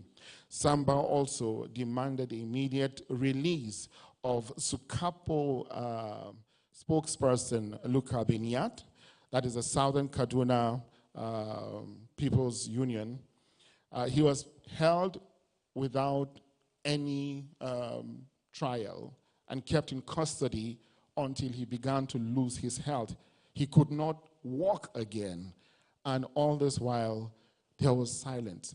So SAMBA realized we had to talk, and we talked, and luckily the government was pushed to release Luka Beniat, although the bail was a very funny one, but at least they heard the voice of the people. We wish him good health and quick recovery. I would conclude by just picking a few more, and then we stop there because I can't say all that SAMBA had done within this short time. There are some very strong forces in Nigeria that want to remain in power, and even while the voice of the people and posterity, equity, and justice says power should go to the south, it is on the public domain, so it's not a shame to mention their names. SAMBA wrote and lambasted, let me use that word, Atiku, Saraki, and Tambuwal, that being parents and political leaders, they should be kingmakers and have no business coming to contest elections in 2023. It is injustice from the highest level. If you, as leaders of our people, will not humble yourself and guide the people aright, what doesn't belong to you, you force yourself on it, then it is not only reckless, it is greed, and you have lost your position as policymakers and leaders of the people. This was in the public domain, and we made sure that all the over 30 newspapers in print and digital media houses took this news. It was on the 29th of April, 2022, and a host of others. Our own stand has always been, let justice be done, let it be equitable, let power go to the south and specifically southeast. Once that is done, then the cycle continues. By the next time it turns round, it will be the turn of the middle belt. May God help us all.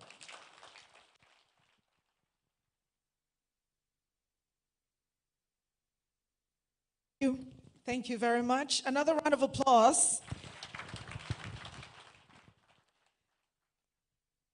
for Mr. Rangpam Jr., the representative of SAMBA, the Southern and Middle Belt Alliance. So we'd like to move things along very quickly from this point.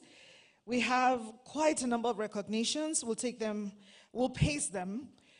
We also have a couple of housekeeping announcements. There's a short form, it's about A5 size, half the size of an A4. It's a volunteer form. It should be going round now, or if you do raise your hand, the ushers will come to you. And that's if you desire to volunteer as a polling officer for Peter Obi during the presidential elections. This is coming from the Peter Obi Support Network. It's called the volunteer form for polling officer to serve as a polling officer. The representative of His Excellency, Mr. Peter Obi, is with us. She is also the women leader, national women leader of the Labour Party. We will, at this point, just call on her before we get into more recognitions to just give her a brief goodwill message. Would like to crave your indulgence, all those who will be called forward, to kindly keep the goodwill messages at 2 minutes or less. We will greatly appreciate that. Thank you very much. Mrs. Dudu Manuga, representative of His Excellency. There she is, graciously walking towards the podium in a lovely orange veil. She will give us a goodwill message from His Excellency. Then we will continue with the program. Mrs. Dudu Manuga. Another round of applause, please. Thank you, ma'am. Thank you. At this point, we can say Your Excellency. Yes, ma'am, you can use that. But if it's a bit faint, we'll give you... Okay, let's share, ma'am. Thank you very much.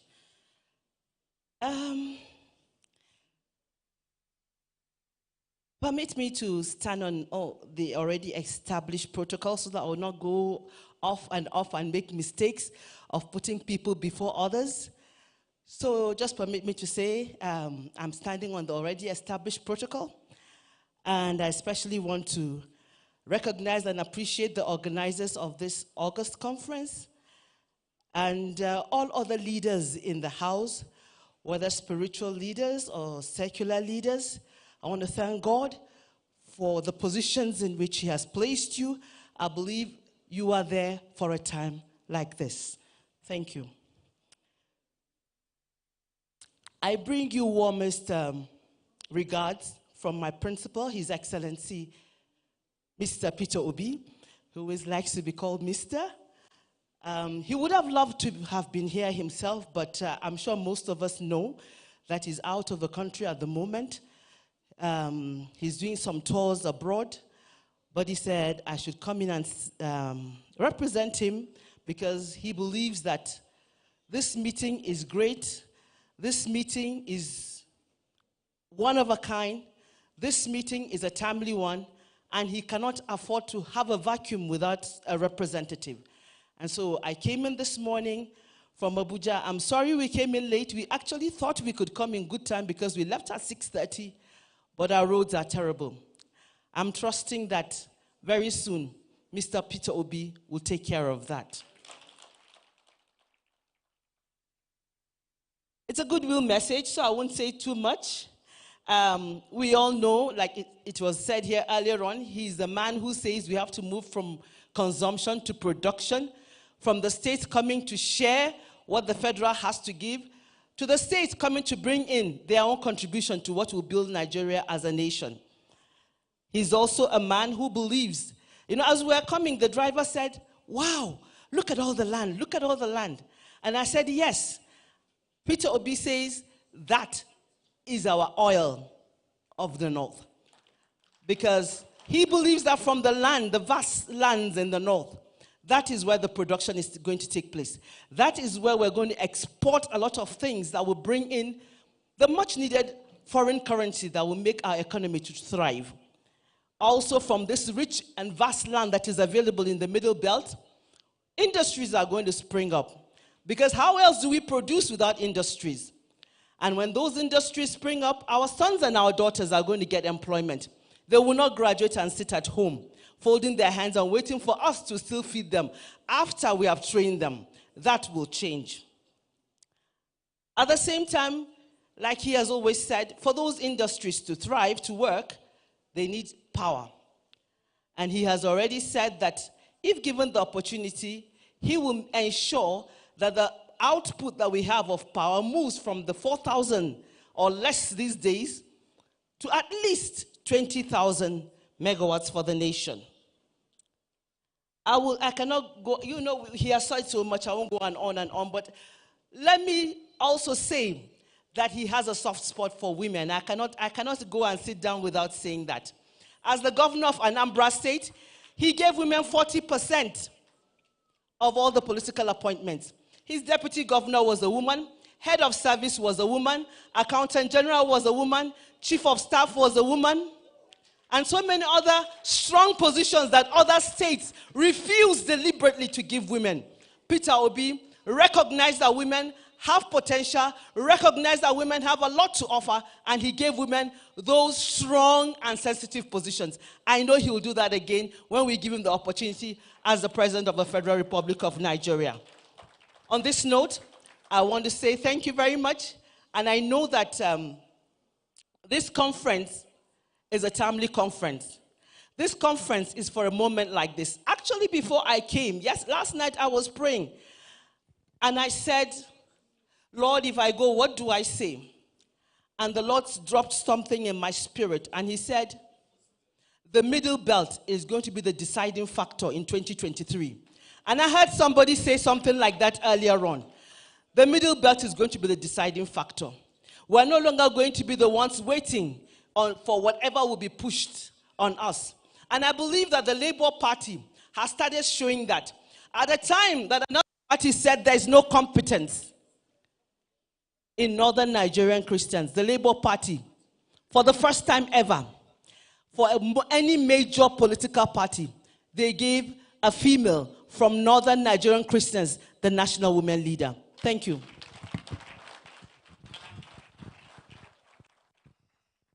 Thank you very much. Well said. I'm sure you'll agree with me that Mrs. Dudu is a seasoned politician. She knows her thing, and she used the space very well to represent and succinctly drive home her points. Another round of applause for the national women leader of the Labour Party, who came here as a representative of His Excellency, Mr. Peter Obi. So we'll go by a few recognitions, then we immediately, Aide, I'm sure you'll be joining me, we get into the endorsements. We're going to be a little bit organic with the program, just so that we can move things along as quickly as we can. We appreciate your time, and we do know that you have other engagements ahead of you. So we'd like to recognize the presence of Mr. Kim Collins Pam. Mr. Kim Collins Pam, he's the Plateau State Chapter Coordinator of Plateau Concerned Youth for Obi. We also have with us Mr. Matthew Neji and his team. Thank you. He is the coordinator of the Peter Obi Support Network from Kubwa, the Kubwa chapter in Abuja. You're highly welcome to Plateau, the beautiful. Yes. All right, we also have representing Mr. Kingsley Ololo, the national coordinator, WATS, or that is We Are the Structure for Obi and Dati 2023.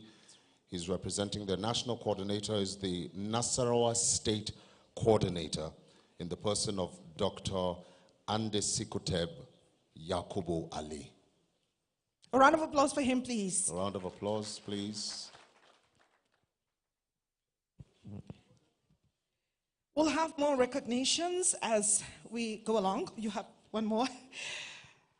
Well, this shows that we have a program that has been graced by quite a number of illustrious sons and daughters of the Middle Belt and the friends of the Middle Belt, as well as friends and supporters of the Peter Obi Dati movement and friends and supporters of the Southern and Middle Belt Alliance, SAMBA. I think it will be a good time to take some of the endorsements from some of the groups that are present.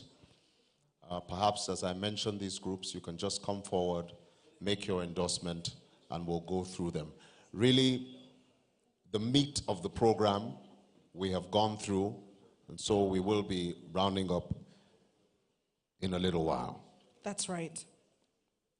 We'll start with the representatives of the Middle Belt community leaders. Representatives of the Middle Belt community leaders. Please, if we do call on your group, kindly, as fast as you can, come up to the podium and in a matter of a minute or two, do share your endorsement. So we have about 5 groups here today, and the first has been called out. If we do not see you on your feet and moving forward, we'll most likely move to the next group. Oh, we know the elders can't rush them, but do forgive us. We're trying to manage the time in your interest too. Thank you very much, sir.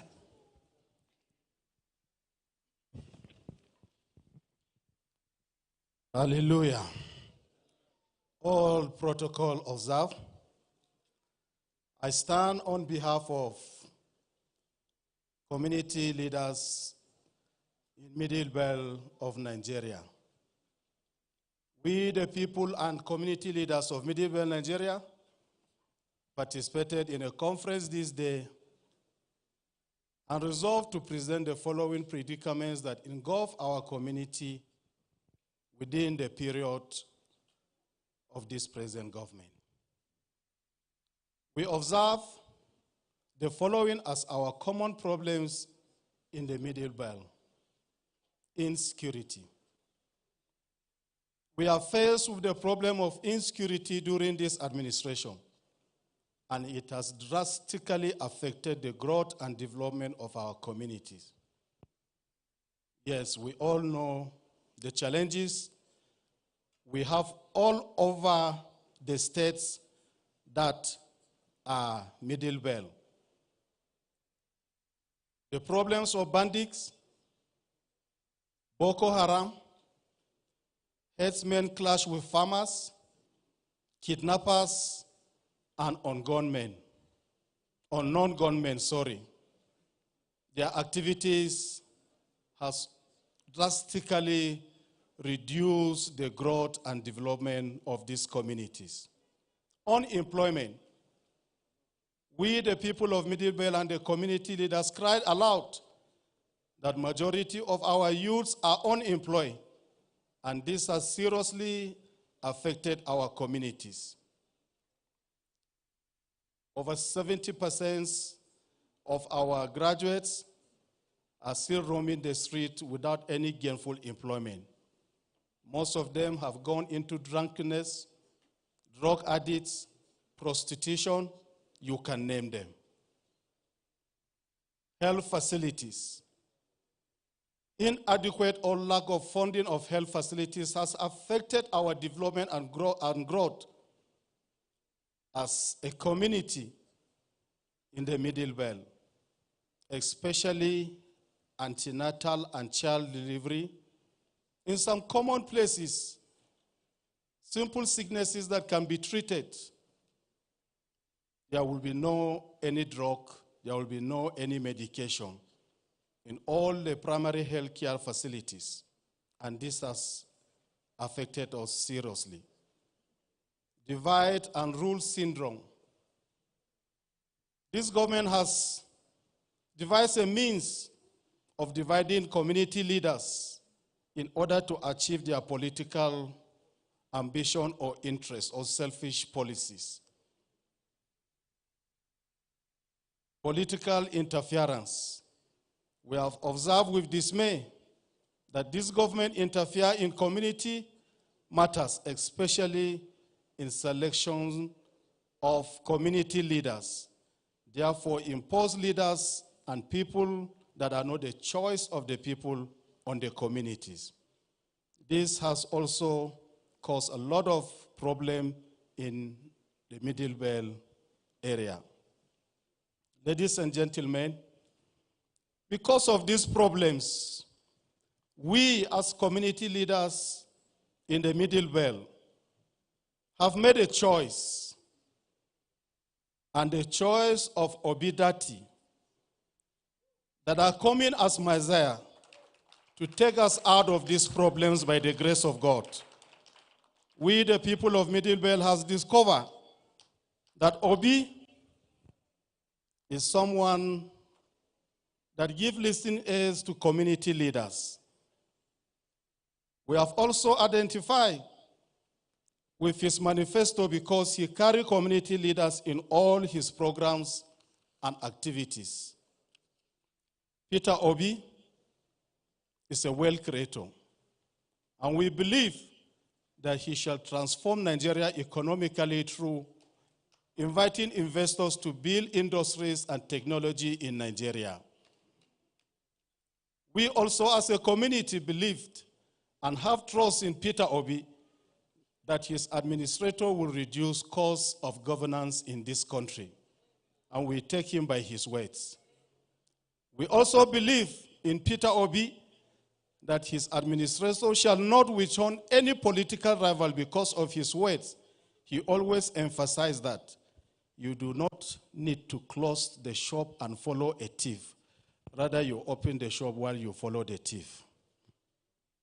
We have also have it on record that Peter Obi, as a former governor of Anambra State, was rated as the least indebted state in Nigeria by Debt Management Office. In his words, he left over 75 billion naira in Anambra State government account. This is a man we can trust. We have it also on record that during his tenure, Anambra State was rated with the best road networks in Nigeria. Over 800 kilometers was constructed and rated by Federal Ministry of Works and Housing. It's also on record that Peter Obi was the only governor that returned all public schools that were poorly funded to the original owners, that's the missionary, with over 600 million naira as grant aids. We have it on record that Peter Obi was the only governor that produced over 2,000 boreholes to all polling units and communities in his state, with 300 additional boreholes to secondary schools and primary schools in Anambra State. It is also on record that he was the only governor that achieved full accreditation to health sectors, medical institutions during his tenure. We stand with Peter Obi because he believed in justice and fairness. Ladies and gentlemen, by these achievements of Peter Obi, we as community leaders in Middle Belt, we have so agreed that Peter Obi movement shall form the government in Nigeria. And therefore, we stand by him.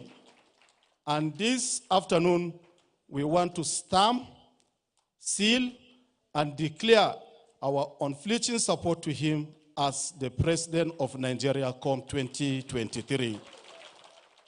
Therefore, we declare this in the name of God the Father, God the Son, and God the Holy Spirit. So help us God. Amen. Thank you so much for that endorsement. That was a solid and lengthy one. We appreciate you so much. I want to enjoin the other groups, even as we bring you up. Please also do endeavor as much as you can to, truncate what you're saying. I believe we all are in the same boat. Very quickly, just a few introductions. I'd like to recognize the presence of Honorable Elisha Yakubu of the Labour Party here in our midst. Okay. Also, the Peter Obi Movement Plateau State Chapter. The coordinator is here in the person of Mr. Tumka Rinji Ilya. Okay. All right. We'd also like to recognize the presence of one of the PDP gubernatorial aspirants in the person of Mr. Alex Ladan. If you're here, a round of applause, please, for all of them. All right. So we'll go back into our endorsements. I want to encourage you again, please keep it as short as you can so that we can take all of them. Also remember, well, not remember because I haven't mentioned this, Mr. Peter Obi has sent a response to the endorsements. So after we take all the endorsements, we'll hear his response. Right now, I'd like to invite up the representatives of the students' groups. The representatives of the students' groups.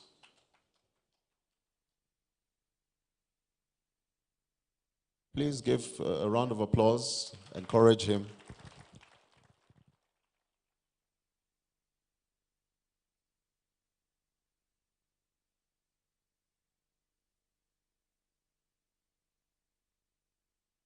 Good afternoon. All protocol observed. Great Nigeria student, great youth of the Middle Belt. I don't want to shout because I'm together with our elders. We're in the serious business. My name is Augustine Aladi. I'm presenting the Middle Belt youth and the student. I welcome everybody to this Middle Belt Safe Nigeria Conference. Our predicament as a student and the youth of Middle Belt. There is a lack of funding, monitoring, and supervision in our education system.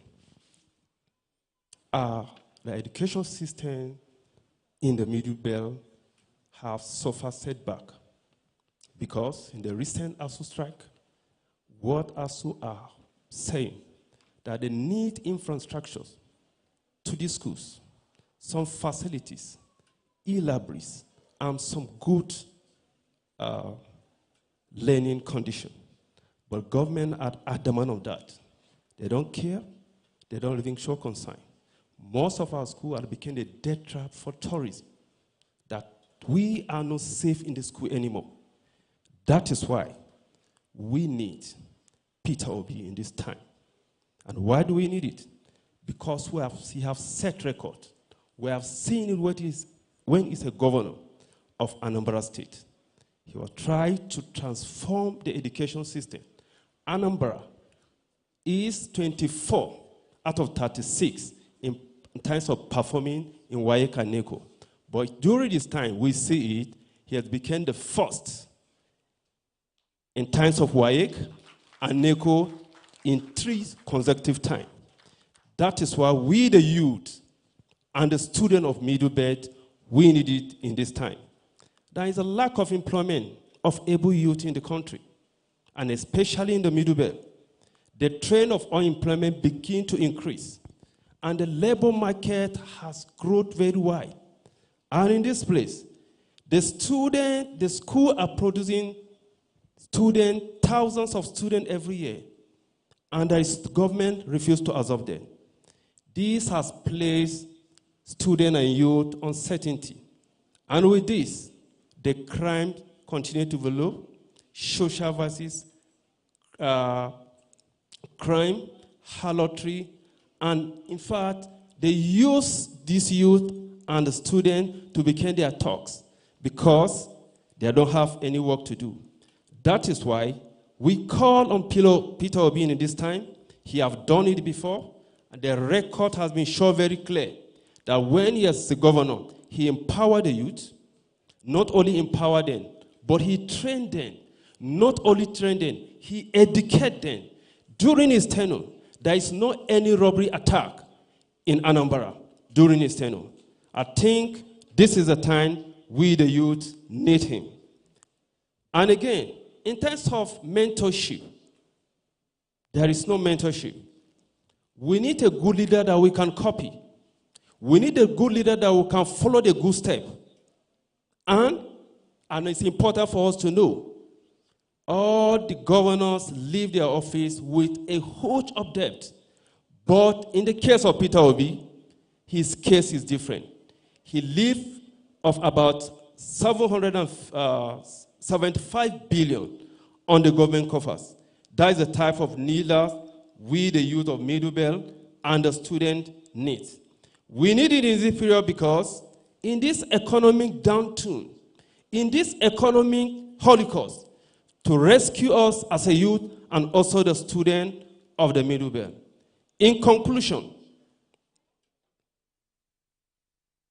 the youth are not absorbed in the system, and we are the leaders of tomorrow. But ladies and gentlemen, our tomorrow has never come. When are we going to absorb in the system? Since we're the pillar of any economy, but nothing has been going on. But we need him because he's a youth. He knows the cry of students and youth. He's an intellectual. He's not only a politician.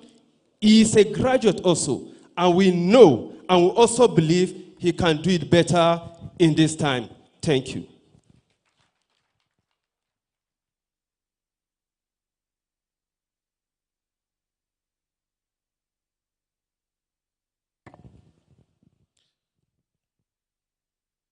Okay, we'll take the representative of the trade groups. Representative of the trade groups, please. Thank you. Please give her a round of applause as she comes forward. It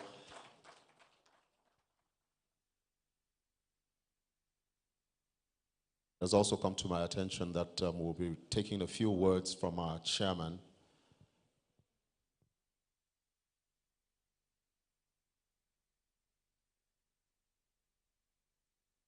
Thank you.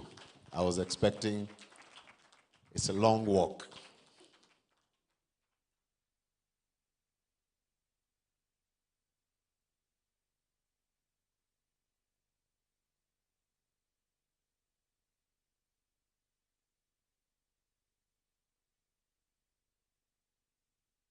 Good afternoon, our elders, youth, women, and all in the Middle Belt.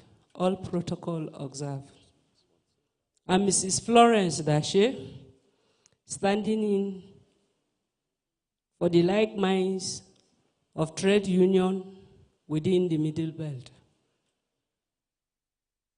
We the trade union, including all artisans, traders, NUT, and all other trade union within the Middle Belt. We have a common problem that has been engulfing our country, Nigeria, most especially within the Middle Belt. I appreciate when our representative was here, whom was representing the Obi, our reason why we are here, when she said, when she was coming, the road was bad.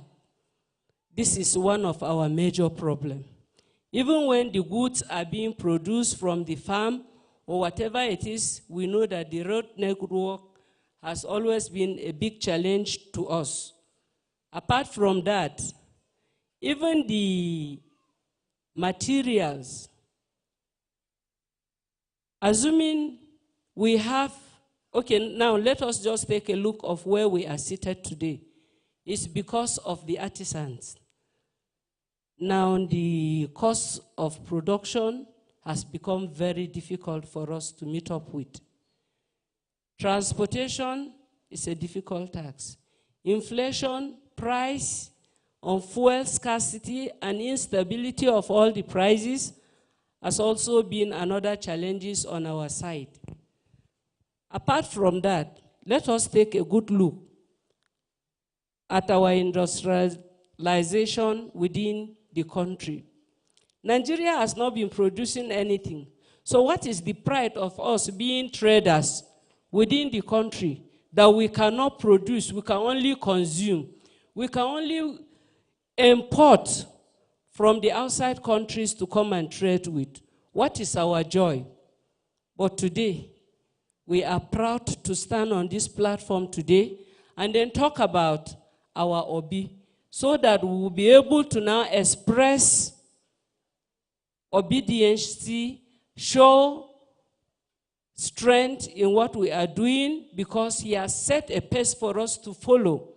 He has set a pace of being obedient. If we are obedient, we will be able to know how to say and do and sell good items and not fake drugs, not fake things, not artificial goods in the market. And as we do so, we believe that we will be useful Nigerians, as he has picked up a useful deputy. We thank God for everything. And one thing we want us to understand is that we are all seated here today, irrelevant of our religions, our ethnic groups, our tribes, our identity. We are all one. In the industry, you don't consider somebody because he is from this ethnicity or he is of this religion. No. But we put into consideration the meaning and the usefulness of us being human beings. I don't want to overflog the issue or bring in a lot of reputation about his ability to move Nigeria forward. So we pray that we'll continue to be obedient Nigerians in this movement of our obedience and usefulness, so that we'll be able to stamp Peter Obi and Yusuf Dati as our leaders tomorrow, so that the threat in Nigeria will not only be within the state, local government, or villages, but we shall become a national traders in Nigeria and the nation worldwide. Thank you, and God bless you all. Thank you so much. Thank you so much. We have 5 groups all together, and so we've taken 3. We have just 2 more. We have, let's have the representative for the political action groups. The political action groups. And what I'll do so that we, in case we have a very long walk, I'll just prep you. The last group is the representative of the religious groups. So can we have political action groups? Okay. I love the way you're coming, sir, full of action. So I'll just ask the representative for the religious groups to prepare, get ready, and you'll come up immediately he's done. Thank you.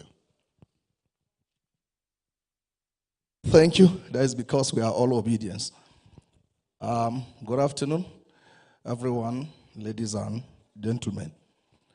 Because of time, I would like to let you know that we, the Southern and Middle Belt Alliance, SAMBA/POSN, have endorsed His Excellency Peter Obi. And because of time again, a lot of people who have addressed us have touched most of the things we have written down. So I will go to why. Because in that why, we have not heard why. So we are going to start from why. So why we endorse Peter Obi, 1, is he has shown from his track record that he is competent and ready to work for Nigerian good. 2, he is a unified and as humble as they come. He is empathic, and that he is the foundation of good leadership. He understands the problem of Nigeria. His ability to delegate shows a confident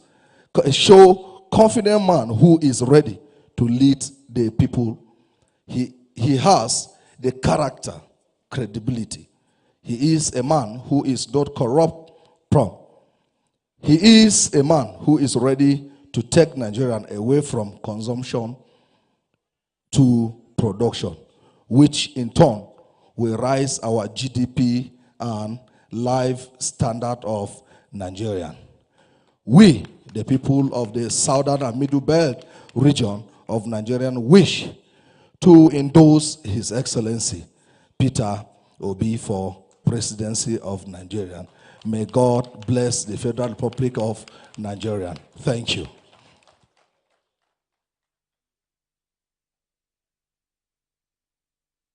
All right, let's have the representative of the religious groups. Thank you, sir. I like these last 2 groups, very obedient. Pun intended.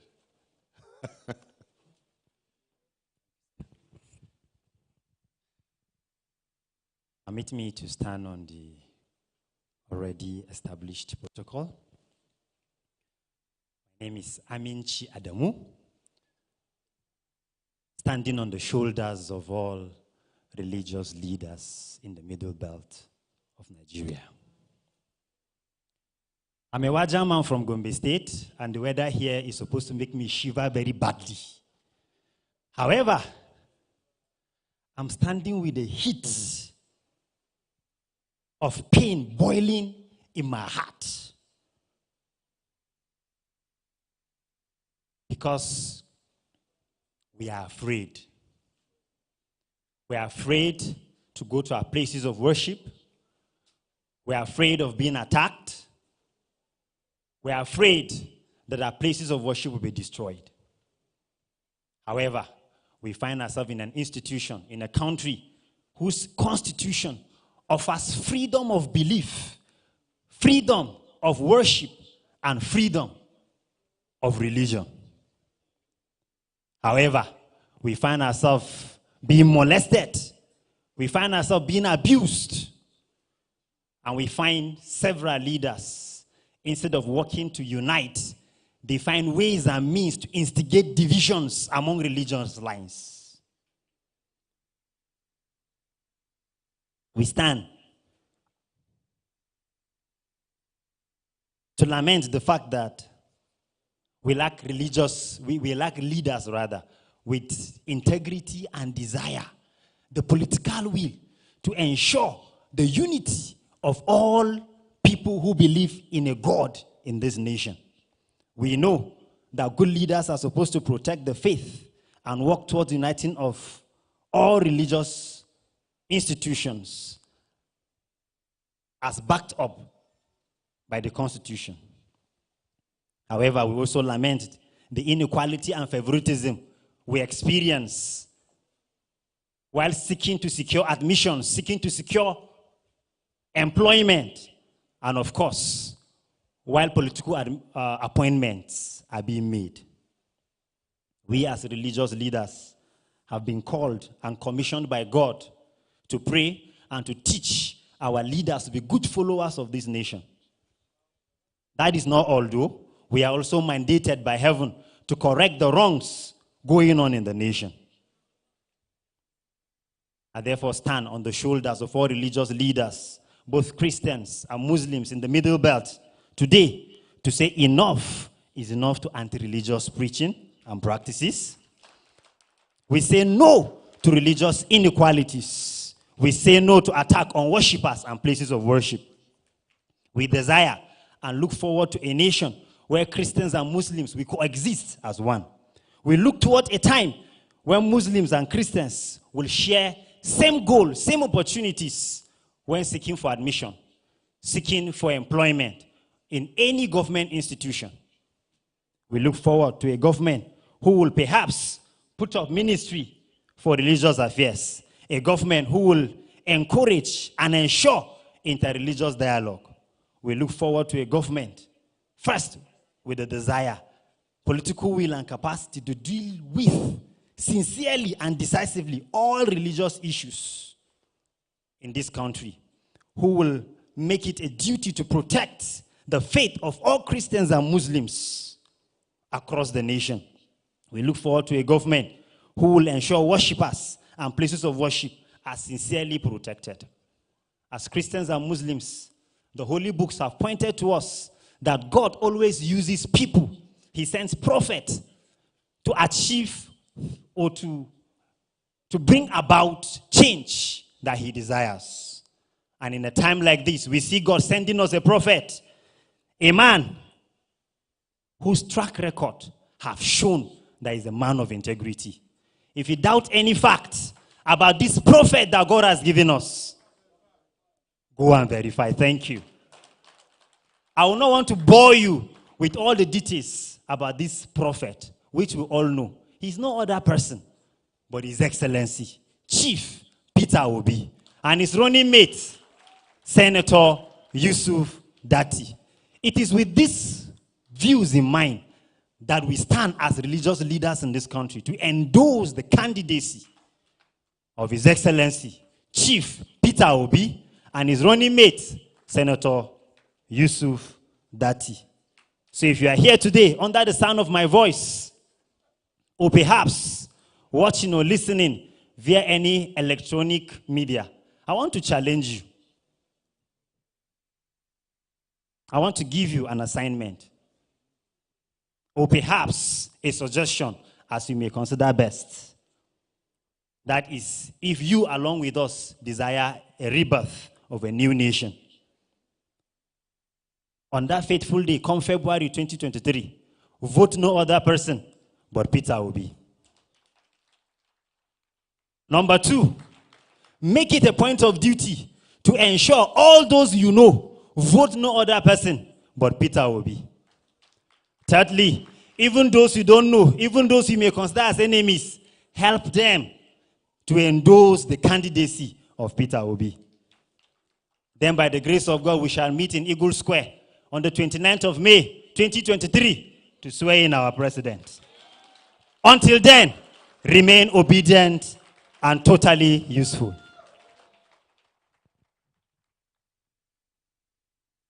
Thank you so much. That was the last of the endorsements.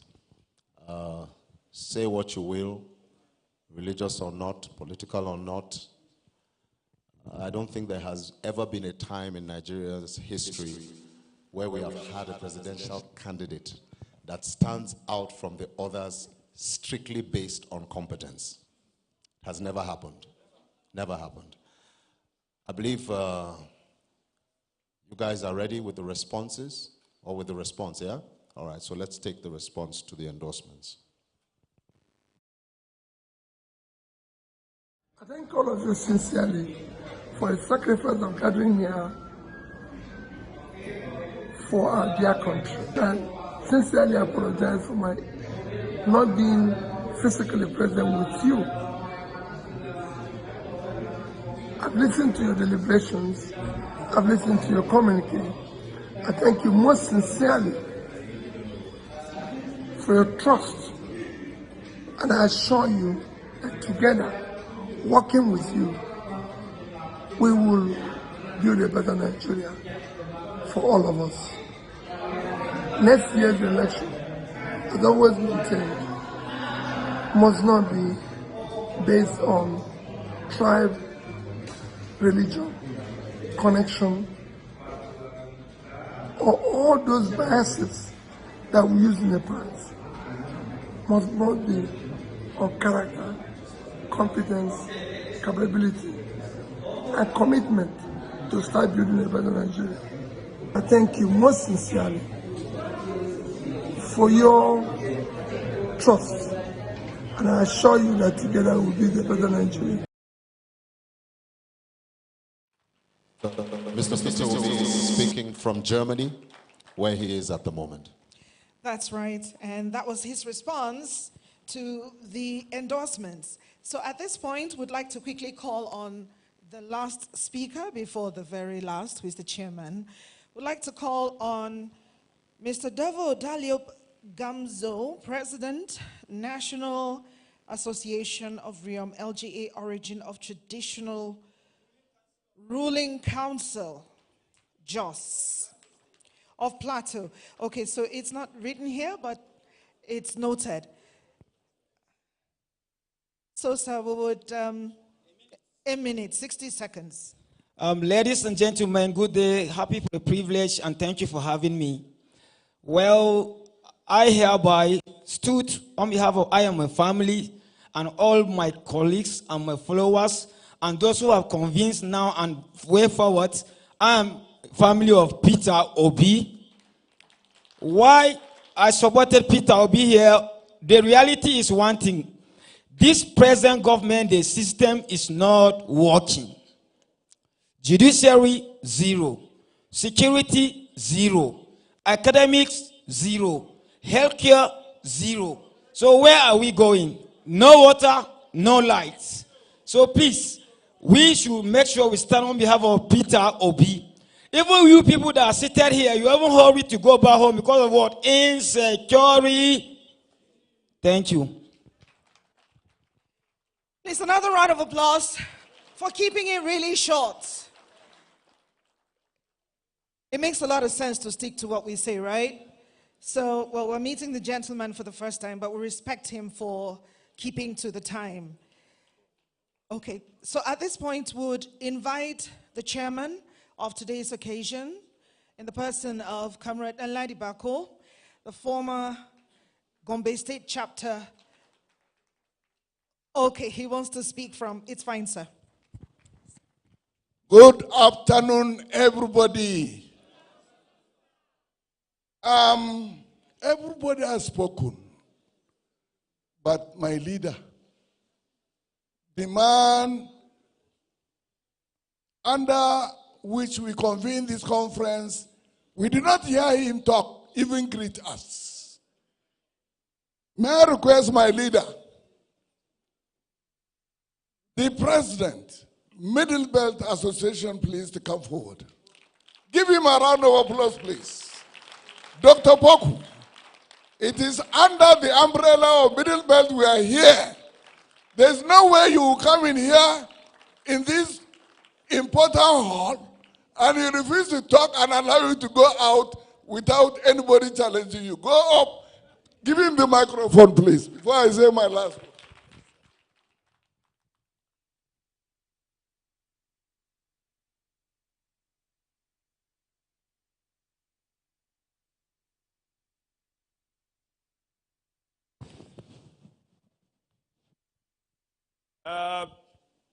In military parlance, they would say good morning this afternoon.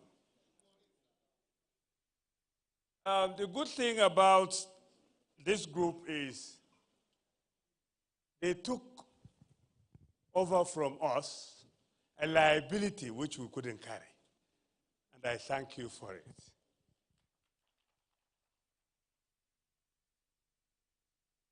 When my predecessor was the president of the forum, we changed the nomenclature from chairman to president. That was late Balatakaya. And it was that time when I was also the secretary intergovernmental and political affairs that we reached out to our southern brothers to say, if we unite, we can resolve the problems of Nigeria. And that was 2017. And when this group came up, they came, and that time I was the president, they came and said, one new group has been born called Middle Belt and Southern Alliance. Why are we having these groups? I said, the more the merrier. There are things we cannot do, which they will do for us. And for certain, you are doing a good job. Congratulations. So, without protocols, I started. So let me now go back to where I should have started. Now, many of us don't even understand the concept of the Middle Belt. I'm from Chibok in Borno State. Somebody will say, hey, what brings Chibok into this thing? Now, but if you look at what the Willings Commission was attempted to do between 1958 and 59, when the British realized that in the north, there are nationalities that are neither Hausa Fulani nor Kanuri. And when they came, they had to negotiate these nationalities into the Northern Protectorate. We are the ones that have become the Middle Belters. So anytime somebody asks you, who are Middle Belters? They are those independent nationalities of the Hausa Fulani and the Caliphate of Borno when the British came to Nigeria. Because the British came to my nationality in 1902 before they went to the Kanuris. So I'm a Middle Belter. So irrespective of whether you are Muslim, you are Christian, you are a traditional worshiper, you are from KB, from Southern Kaduna, from Southern Borno, Gombe, etc., you were independent of the Caliphate and you are independent of the Sultanates of Borno, so you are a Middle Belter. Now, the journey to where we are now started through this alliance, which we cherish. We look in 2019, remember, just as El Buba said, we all supported PDP because it was the tenor of the North. And why PDP? Not because of Atiku, but because we thought the APC was not doing a good job at the national level. People were being killed, and in some cases we suspect even the security officer, machinery of the country was being used. For example, the killings in 2018 on the plateau, where armored personnel carriers were used. We know the security apparatus was involved. But the thing is, if Buhari didn't do a good job, we need to solve the problem. Because he made statements in 2014 which lay credence to what we did. And some of such statements include that Jonathan was killing his brothers in the bushes. You can go and Google, you will find it. Now, if a northerner will make that kind of statement, the only thing to do to solve our problem is to take the presidency to the south. So that nobody will think that the people killing people in the bushes are his brothers. A criminal is a criminal whether he's from the north or he's from the south. So, in the Middle Belt, we didn't just support people coming from the south in this, the 2023 election because we love them. No, it is because we love ourselves. So if you are supporting Peter Obi, you are doing so because you love yourself. So, and the Middle Belt is central to his emergence. That's what some of us don't know. We told, when the Southerners said, yes, you said to the South, you didn't say to Southeast. I said, yes. We didn't say to Southeast. It is the business of Southerners to decide where it should go. So they said the right place it should go is Southeast. So we say we concur. So we told the Southeasterners that select the best you have. We will support him. They came back to us, they said, what we have realized in this, what would happen in the primaries is none of our candidates can win. So we told them to select the best and move him to another platform. We will support him. That's how Peter Obi emerged. So, we gave birth to what we are doing. The support to Peter Obi started from the Middle Belt. And we are supposed to be the champions of this thing.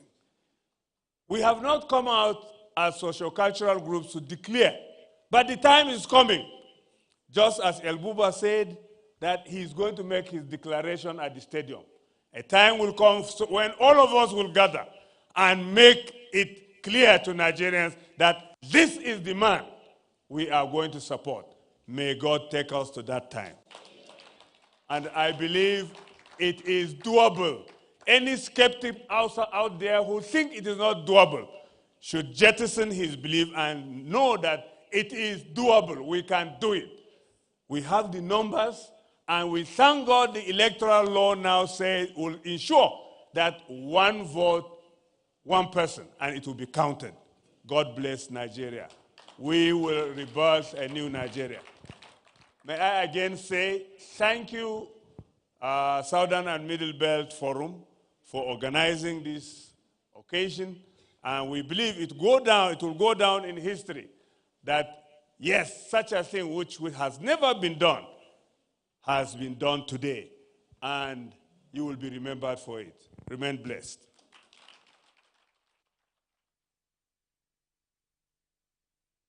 Before I allow my leader to leave, I want to say he has concluded the meeting today. Clap for him, please. And that is the closing remark that I'm supposed to give you. I've given it. In addition, I want to take this singular opportunity to thank the Middle Belt Forum immensely for the support you gave us when we were attacked in Gombe State. More than 11 communities were attacked and people were killed. Mobile police were sent, soldiers were sent. They were there seeing a Fulani man killing an indigene. They couldn't do anything. Nobody gave us support except Middle Belt. On behalf of my community and many other communities around, we want to thank you, Middle Belt. Allah yarayaku. Allah yatemekeku. Allah yakara maka karfi. That is, to me, duk support in the kukabayar monsamu. Kuma, our pride today, in terms of defending ourselves, is Middle Belt. So we thank you. I wish you well. In that, be Allah kaimu gida lafiya. Thank you very much, sirs. And we'll hear the voice of one more person. Okay. Okay, so it is believed that the chairman and the leader of the Middle Belt Forum have basically brought the program to a close, except for a few housekeeping announcements that we have, and recognition of the group that coordinated the program, which is also known as the LOC, the Local Organizing Committee. The communique is going to be printed out. It will be distributed to all that are present here. So you would look out for additional communication from the organizers of the program. I'm sure a lot of us here actually did register, so your details are available. But if you do have any further questions, you have clarity issues, the ushers are positioned in different parts of the hall. The organizers are still here. Right after the program, you can meet them and put your inquiries forward. The dates for the Million Man March and Prayer Walk for Peter Obi and Detty will be announced soon. The message here says we'll need everyone to come out on that day to show our strength and our resolve. I'm reading verbatim towards this movement. Pay attention to the social media handles of SAMBA and of the Middle Belt Forum for the announcement of the day and time for the Million Man March and Prayer Walk for Peter Obi and Detty. So do we get into recognizing the brilliant minds behind this occasion? So very quickly, the Middle Belt Save Nigeria Conference, the Local Organizing Committee. I would like to recognize the chairman, and please do just give them a round of applause. National Coordinator, SAMBA, the person of Honorable Pamson Dagiat.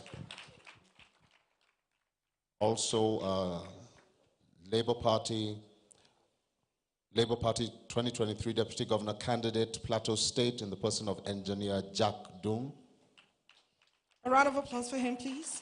Also, Labour Party National Deputy Chair, North Central, Comrade Ladi Ilya. Chairman, Labour Party, TUC, Political Commission, Dr. Johanna Badung. Also like to recognize another member of the Local Organizing Committee, Pastor Ishaya Inua Durkwa, pastor with the God Life Ministries here in Jos. Also, Honorable Michael Nshe, Plateau State Coordinator, POSN. I'd like to recognize Comrade Ibrahim Sawa, CEO Print World and member Printers Association of Nigeria. Comrade Ramejo L. Ramnan, former National Director, Action and Mobilization, NANS. And finally, the Secretary, Barrister Salome David, Plateau State Secretary, POSN. Thank you very much, Ahide. And we actually had prepared an apology to a number of dignitaries here, a number of you whom we would have loved to give the opportunity to say goodwill messages, but we're considering the time as well. And we believe, in hindsight, that most of the individuals who took to the stand today to speak echoed your views, your thoughts, and your opinions. So we will not be able to go around the room to have everybody come give their goodwill messages, but your being here is goodwill enough for this movement. Would like to recognize the presence of one of our hosts, or chief hosts, as it were. This is Biram Land. So the national, actually global president of the Biram Educational and Cultural Organization, in the person of Dara Gyang Dudu Daliop, is here. Our apologies, sir. We are just realizing that you have been in the hall. Thank you for hosting this program. Thank you very much.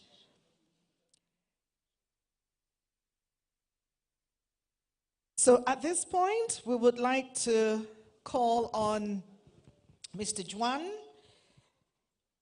Philip Juan of Save the Middle Belt, to give us the vote of thanks, after which we shall all be on our feet for the national anthem. The first stanza and the second stanza will be read, will be sung, will be led by Ahide. Okay, his gallant gallantly, not just walking, but running towards the stage. Mr. Philip Juan of the Save the Middle Belt movement for the vote of thanks. Your Excellencies, Sir, on behalf of the Southern and Middle Belt Alliance, SAMBA, our partners, the Peter Obi Support Network, and other support organizations, the Save Middle Belt Nigeria platform, we want to appreciate you all for gracing this occasion. And it's my belief that the Lord will take each and every one of us back to our various destinations in peace, in Jesus' name. I want to specially recognize our father, the leader of the Middle Belt Forum, our elder, Dr. Bitrus Pogu, our father here, former governorship aspirant. He was here earlier. I've seen a lot of our leaders here. You're all specially recognized.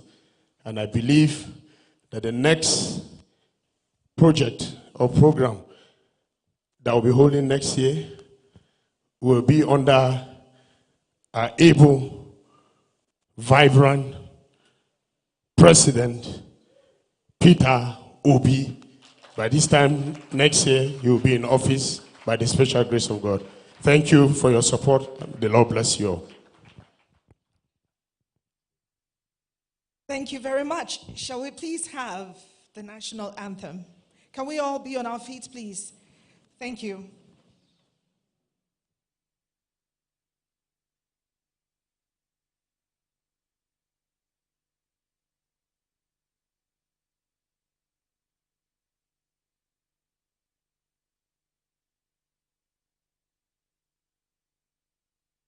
Should we sing it?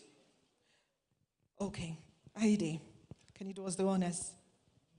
Arise, O compatriots,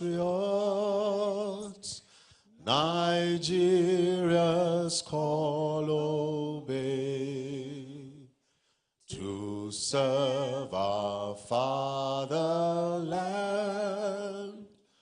with love and strength and faith. The labor of our heroes past shall never be in vain. To serve with heart and might, one nation bound in freedom, peace and unity. O God of creation, direct our noble cause. Guide our leaders right, and our youth the truth to know. In love and honesty to grow, and living just and true. Great lofty heights attain, to build a nation where peace and justice shall reign. Thank you very much. Thank you so much. Thank you very much. Journey mercies to your respective destinations. And Aide, I'd like to be your backup singer. You should release an album just for the anthem. God bless you. Long live Plateau State. Long live Samba. Long live the Middle Belt. Long live the Federal Republic of Nigeria. Stay safe.